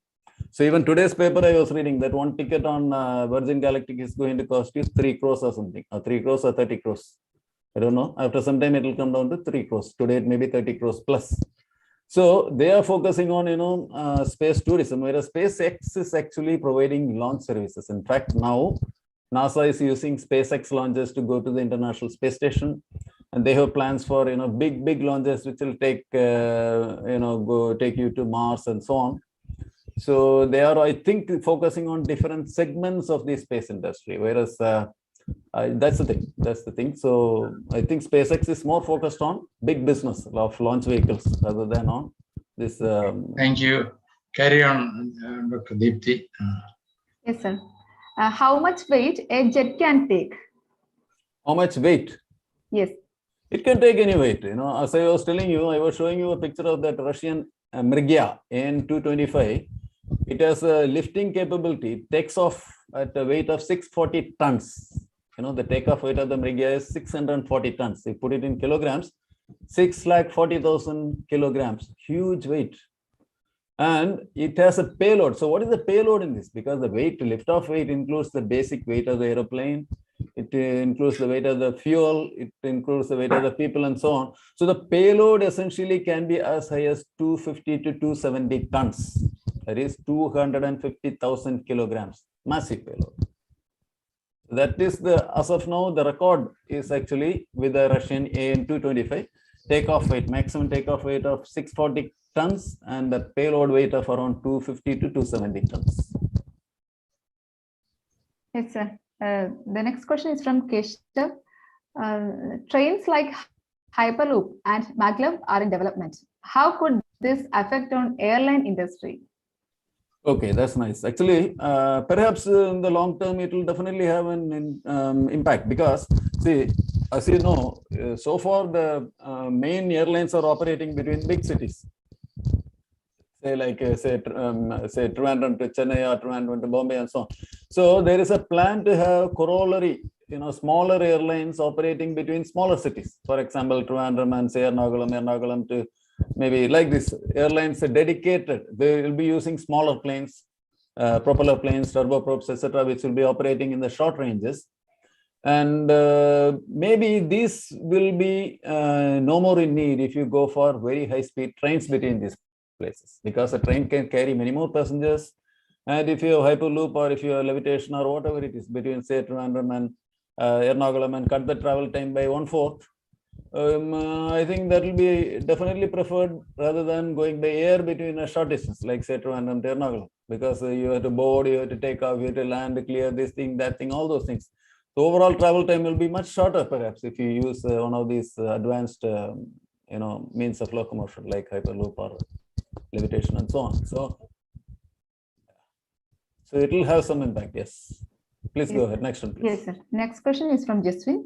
Why our phone, we are requested to switch off our phone while traveling on plane?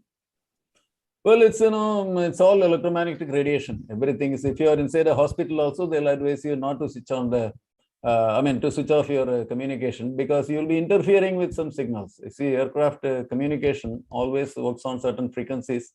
All the time there will be communication between the plane and the ground and so on, 24 hours, full time, and there will be at different frequencies and so on. So I don't think we should have any kind of a thing which is going to interfere with that communication. If there is any means of interference with that communication, it should be avoided. In fact, I always feel people should be forced to switch off their mobiles. I find that when you go on a flight many times, even though repeatedly they want that you please switch off the mobiles, people continue to use them. I feel it's very sad that people cannot follow such a simple discipline. It should be switched off when they say. If they really say, maybe some of that communication may be proof. It may be what you call interference proof, in which case you are allowed to use that. In that case, no problem. Otherwise, we should switch off. Thank you, sir. The next question is from Aaron Kuruvila. What was the first use of Antonov 225? Well, Antonov 225 is actually basically a cargo plane. It has been carrying very, very heavy cargos. And if you people recall, I showed you one flight, one slide where a Boeing 747 was carrying a space shuttle. I hope you people remember. I had a slide where the Boeing 747 was carrying a space shuttle from one place to another. Similarly, the Russians had a space shuttle.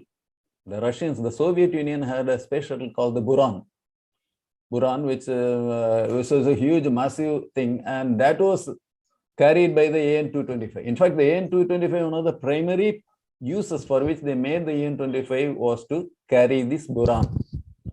Unfortunately, by the time the Soviet Union broke up, the Buran program, etc., got cancelled.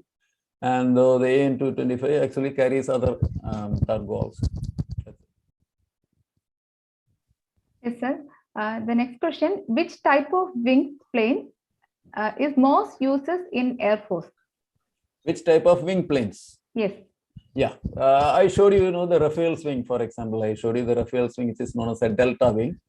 And you see the MiG-25 or any of them, all of them high-speed planes will have delta wings.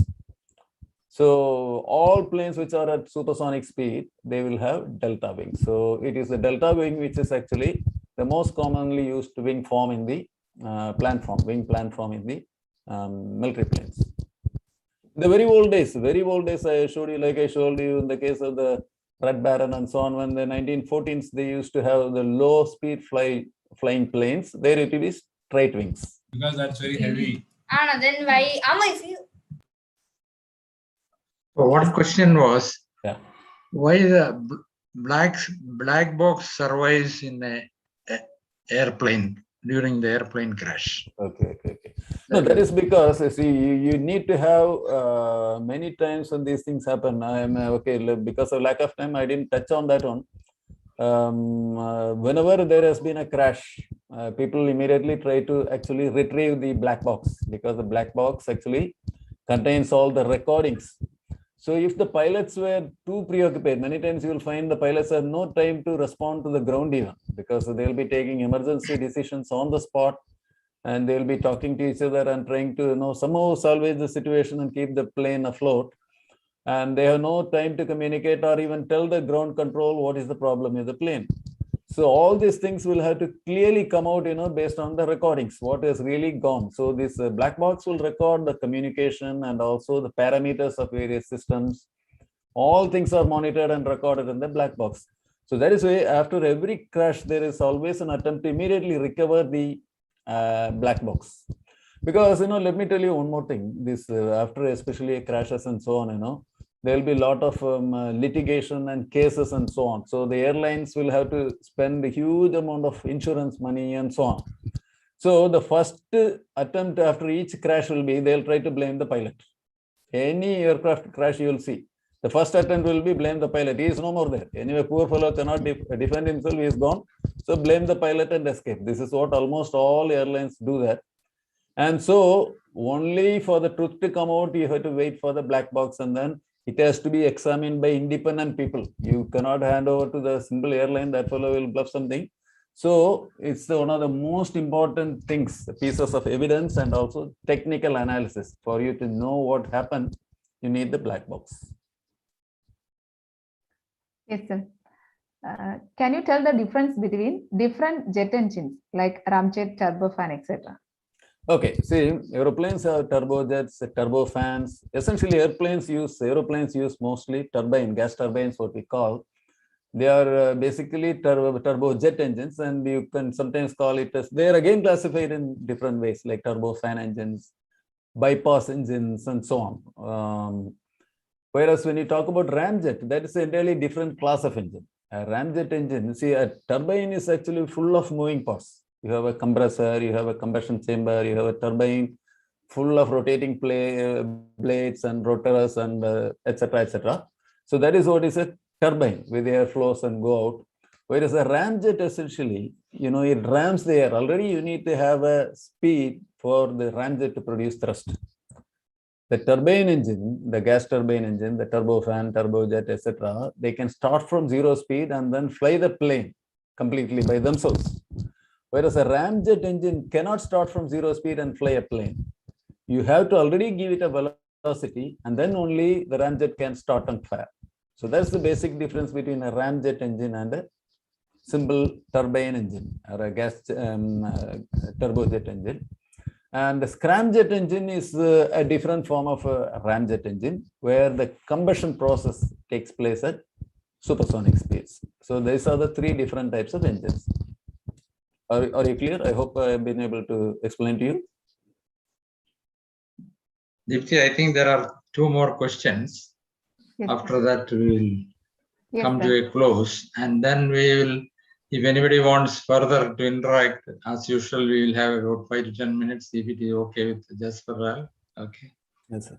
Okay, the 2 more questions. Yes, sir. What is the most recurring problems that lead to plane crash? Okay, see, if you look at aeroplane crashes, the majority of the crashes actually take place during takeoff and landing. You can see during cruise phase, essentially, or in equilibrium flight, there is very rarely crash.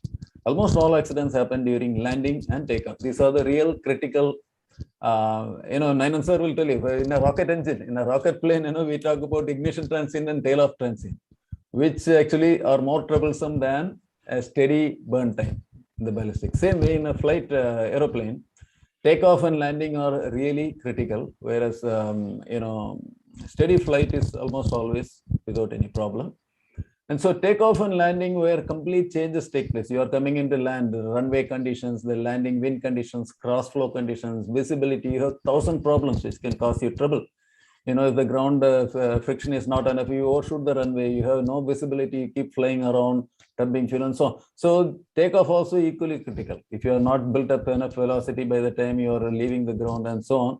So it is these 2 things which are really critical, especially landing. So the cruise phase is actually not so much worrisome. So I hope I answered the question. What was the question again? Can you please repeat it? Last question. Dipti.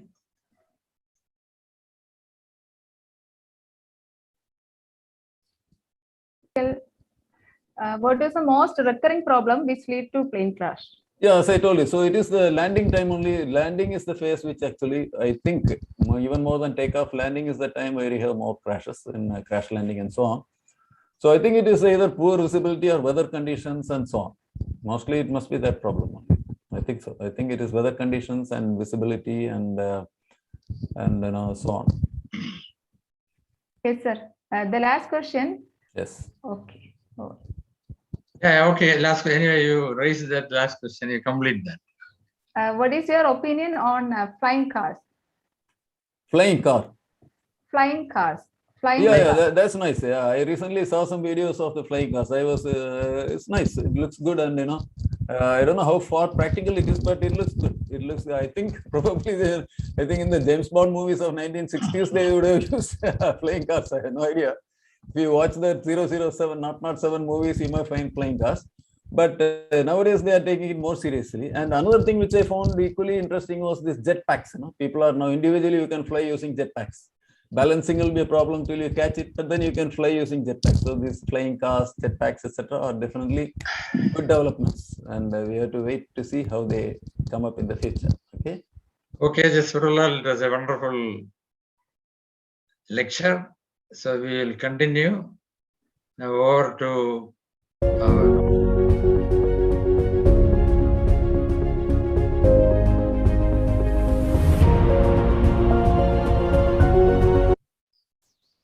A very warm good evening to one and all.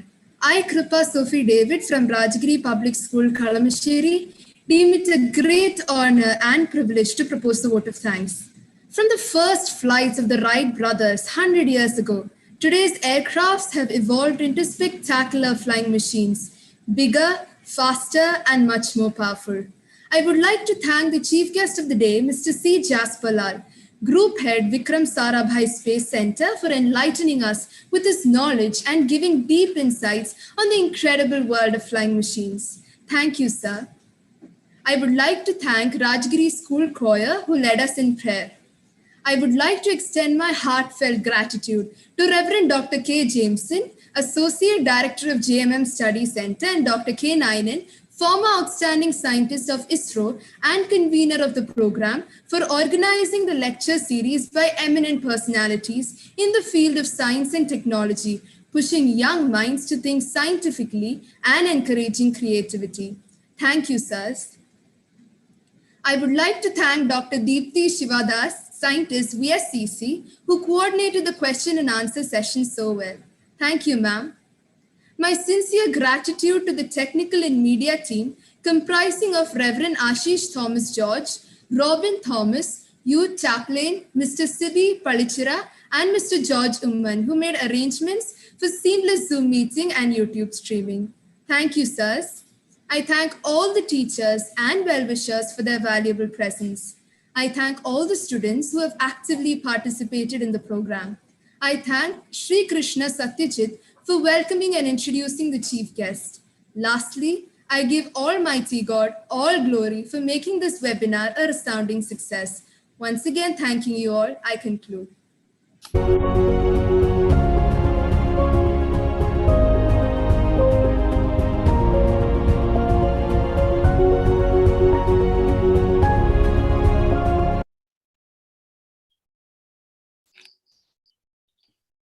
Once again, on behalf of JMM Study Center, let me extend our thanks to Jasperlal sir for the wonderful lecture. Literally, you have lifted us to the world of flying machines. Very informative. It was very incredible. Thank you, sir, once again. Thank you. Thank you very much. The Rajagiri Public School, Kalamasheri, has been the host of this program today. Special thanks to the principal, Father Kachapalli, Meena Nair teacher, and all the teaching staff and the students, those who have actively participated in this program. Special thanks to Sri Krishna Satyajit and Kripa Sophie David for your welcome and vote of thanks notes. Let me especially thank Reverend D. Sunil and Reverend Arun Thomas Achan for their valuable praise and presence in this session. Special thanks goes to the convener of this program, Dr. K. Nayanansa, Dr. Deepthi, and all the technical teams for making this program a wonderful one. Our next session will be coming Friday, which will be led by Dr. Kunjariappi Isaac, the former Vice Chancellor of KTU and the Director of SIME Kochi. He will be dealing the topic, creativity and innovation. So see you next week. God bless us all. Now,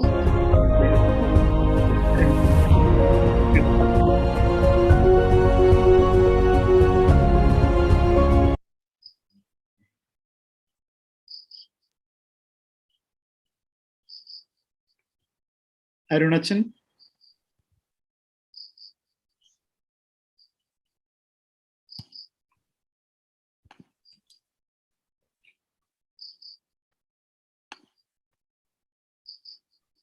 Achan, please.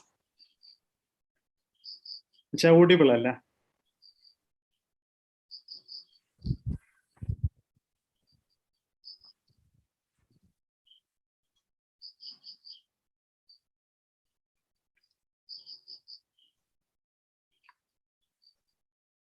No.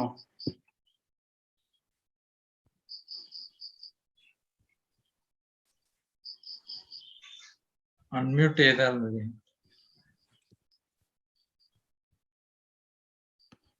Achan, please check the mic. No.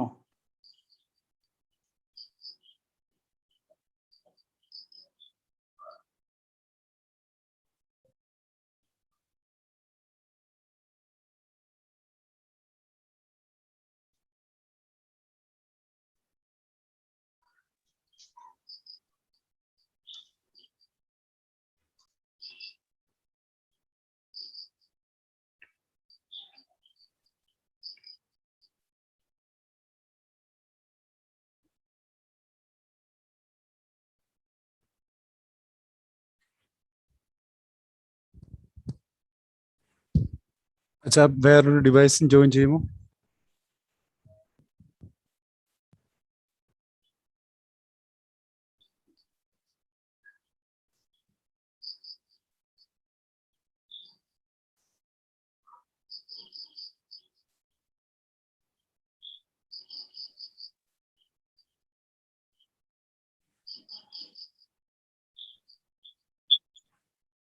പ്രാർത്ഥിക്കാം. Yeah. ദൈവമായ കർത്താവേ, ഈ ഭൂമിയുടെയും ഭൂമണ്ഡലത്തിന്റെയും സൃഷ്ടിതാവും പരിപാലകനും നീയാണല്ലോ. നീ ഞങ്ങളെ സ്നേഹിക്കുന്നത് ഓർത്ത് സ്തോത്രം. മനുഷ്യന് ഈ ഭൂമിയിൽ ബുദ്ധിയും ജ്ഞാനവും പരിജ്ഞാനവും ഒക്കെ വർദ്ധിപ്പിച്ച് നൽകി വഴി നടത്തുന്ന ദൈവവും നീയാകിയാൽ നിനക്ക് സ്തുതി. ഞങ്ങൾക്ക് ഇന്ന് ഒരുമിച്ച് JMM സ്റ്റഡി സെന്ററിന്റെ ആഭിമുഖ്യത്തിൽ ഏറ്റവും അനുഗ്രഹകരമായ ഒരു സെഷൻ പൂർത്തീകരിക്കാൻ അവിടുന്ന് സഹായിച്ചു. ലോകത്തിന്റെ വിവിധ ഭാഗങ്ങളിൽ ഇരുന്നുകൊണ്ട് അനേക കുഞ്ഞുങ്ങൾക്ക് ഈ പഠന പദ്ധതിയുടെ ഭാഗമാകുവാൻ നീ സഹായിക്കുന്നതിനായിട്ടും നിനക്ക് സ്തുതി. എമിനന്റ് ആയ ലീഡേഴ്സിനെയൊക്കെ ഞങ്ങൾക്ക് തരുന്നത് ഓർത്ത് സ്തോത്രം. ഇന്ന് ഞങ്ങൾക്ക് ഏറ്റവും ശ്രേഷ്ഠമായ ആലോചനകൾ നൽകിയ ബഹുമാനായ ജാസ്പർ സാറിനെ ഓർത്ത് പ്രാർത്ഥിക്കുന്നു. അദ്ദേഹത്തെ അവിടുത്തെ കൃപയിൽ തുടർന്നും കാക്കണം.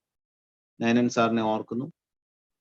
ജെയിംസൺ അച്ഛനെയും ടീമിനെയും ഓർത്ത് പ്രത്യേകം പ്രാർത്ഥിക്കുന്നു. ഈ ക്ലാസ്സുകളെല്ലാം ഏറ്റവും ശ്രേഷ്ഠമായ പങ്കാളിത്തത്തിലൂടെ അനുഗ്രഹകരമായി തുടരുന്ന കുഞ്ഞുങ്ങൾക്ക് വേണ്ടി പ്രത്യേകം പ്രാർത്ഥിക്കുന്നു.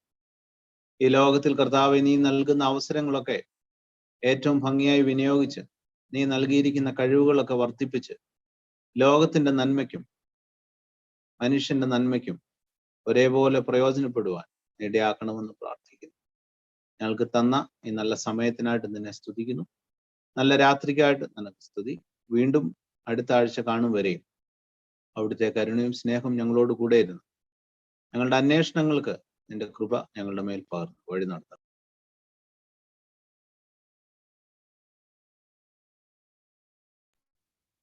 ത്രിയേക ദൈവത്തിന്റെ കൃപയും അനുഗ്രഹങ്ങളും സ്വർഗീയ വാഴ്വുകളും നാം എല്ലാവരോടും കൂടെ നമ്മുടെ പഠനത്തോടുകൂടെ JMM സെന്ററിന്റെ പ്രവർത്തനങ്ങളോടുകൂടി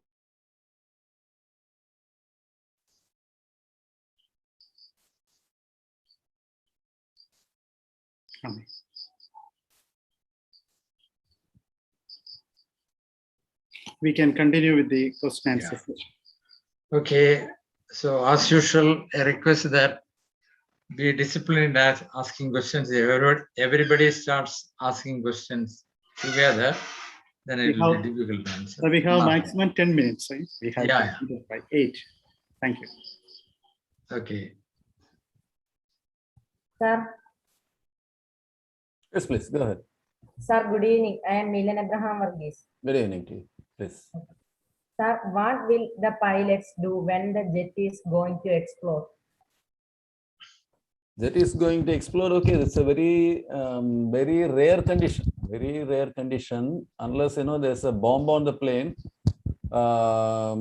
If there's many times you have seen, of course, occasionally you have seen that people put bombs on the plane. Then you have a situation where the plane is exploding. The only other time, or people, you know, they are shot down from the ground. Many times you see, recently you found it, you know, over somewhere in, we have seen that planes were getting shot down from the ground missiles. Apart from that, normally they don't explode. Many times planes do catch fire. Suppose there's an engine complaint and all that thing, they may catch fire. So it is entirely different from catching fire and exploding. In catching fire, people do have some time for reaction. Whereas if it is attacked by a missile or, you know, exploding by a bomb on board and so on, the reaction time for the pilots is very less.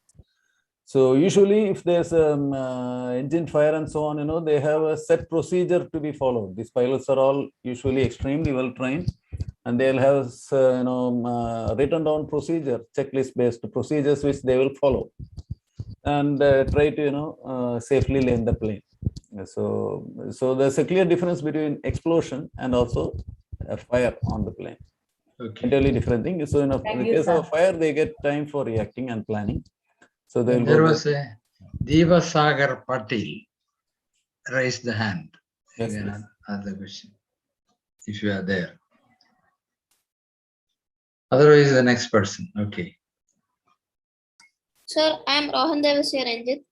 Please. What happens when the pilot ejects and the parachute doesn't deploy? Gone. Gone. Poor fellow is gone.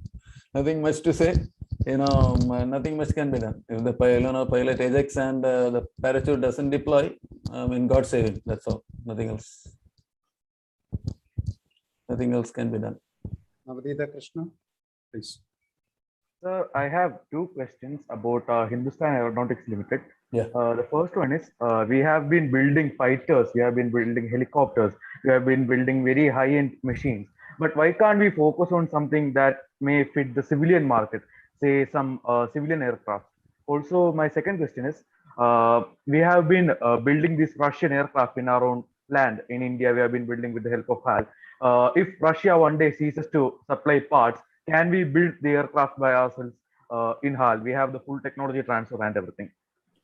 Okay, see, in most of these technology transfers, you know, something will be held back by the original country. Some things will be held back by the original country. I was, for example, explain to you people about the MiG-25 plane, you know, which is one of the greatest planes, easily one of the best planes ever. And, you know, we have used it continuously till around 2004 or 5. And we would have still liked to use it because we don't have anything to replace MiG-25. But then we were forced to stop because Russia stopped production. The Russians have gone on to other things and they ceased production by around 2004 or 5. And so we had no way of getting spare parts because some of these components, the technology will not be given. Some of the, especially engine components, you know, things will be still held back by the original company or the country. They will only a certain percentage. So much of the other things will be transferred, whereas certain critical elements they will hold back. So without that, you will not be able to do much. So I think that's the thing. If suppose there are on the other hand, maybe MiG-21 and things like that, which are completely transferred over the last 30, 40 years, which we are making ourselves totally, which we can continue, which may not be technologically a threat at all to other countries. Suppose now Russia hands over everything. It's outdated plane. MiG-21, for example, is outdated. So by transferring totally 100%, nobody is under any, the original developer has nothing to lose. So they may transfer. On the other hand, with top class planes, nobody will transfer the 100% of the technology. So that answers, I think, one part of your question. And the second part of your question about the transport plane, you know, you are even military plane. Again, the military plane, I'm not sure about 100% technology transfer. Suppose you were asking about the Sukhoi 30 and other planes like that. I don't know whether the 100% components are made in-house. I doubt very much. I'm sure that some of the critical engine elements will be supplied by the Russians themselves. And so we'll be still dependent on them for the later planes. When this plane, another 20 years down the line, when this becomes outdated, they may give you everything. By that time, there will be far better planes. So that is one thing. Second thing, an aircraft development takes 20 years minimum. Suppose you are talking about, you know, Airbus, Boeing, all these people start developing an airplane 20 years in advance at least. It takes 15 to 20 years minimum for you to bring it to flight. And then market conditions keep on changing. Airbus A380, for example, I showed you A380, which is the largest passenger plane flying today. About 20 years back when they started this plane, they thought there will be a huge market for that. Today they find there is no market. They closed down the production. Believe it or not, Airbus A380 production is stopped now because there are no takers. Each plane must be costing thousands and thousands of crores. So this is all a very fluidic situation where investment is a high risk. The R&D, technology, competition, etc. are top class, cutting edge. And there is no way for you, no time is given you for developing and playing. Either you buy the thing and survive. So once you have started lagging here, we are continuing to lag only. There is very little scope for us to catch up. And especially again in the military, there is one more aspect, these are all big business, huge business. So most countries will try to pressurize you to buy their products. You can see USA, for example, when they enter into an agreement with a country, they'll try to dump, many aircraft and, so many defense equipment on them, on the third world country. They don't want you to develop. So these are all things which inhibit, especially the lead time and the technology involved. Already, for example, if you go for an engine development, it will take you 20-25 years to develop and perfect an engine. So by the time you start from scratch now and develop an engine, you are totally outdated. You have no time. Already there are 10 new planes in the field by that time. So it's a kind of a vicious cycle which is actually, holding us in this problem. This is a fortunate situation. Okay, thank you. I think that question was from a parent or a okay, good. person. I So, can understand that. parents are also welcome. Very nice. In Very this session. Student actually. Okay, good. Okay. See, we have another 2 minutes to close. Okay. Sir, Yes, please. sir, I'm Milan. I have one more doubt. Please. Sir, will a country copy a jet's design and make it in their country? Is it banned? No, all the time espionage is, what you call espionage or spying takes place for stealing the designs. Companies spy on companies. The countries spy on countries because this is huge business. So all the time one has to guard oneself without losing. If the design is chosen or design is stolen, then they can definitely make it. For example, I was telling you about the supersonic transport.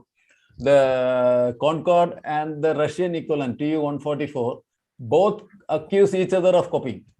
They look identical. You go back and see the net, you compare both these planes, they look identical. Russians accuse the Europeans of stealing their design and Europeans accuse Russians of stealing their design. So we have no idea who stole what or independently they develop. But these kind of things happen all the time. You have to safeguard your design. Otherwise, somebody will steal it and then, no qualms on this. No morals. It's business. Thank you, sir. Okay, thank you, Jasperlal. It was a really wonderful Thank you, session. sir. Thank you. Your lecture.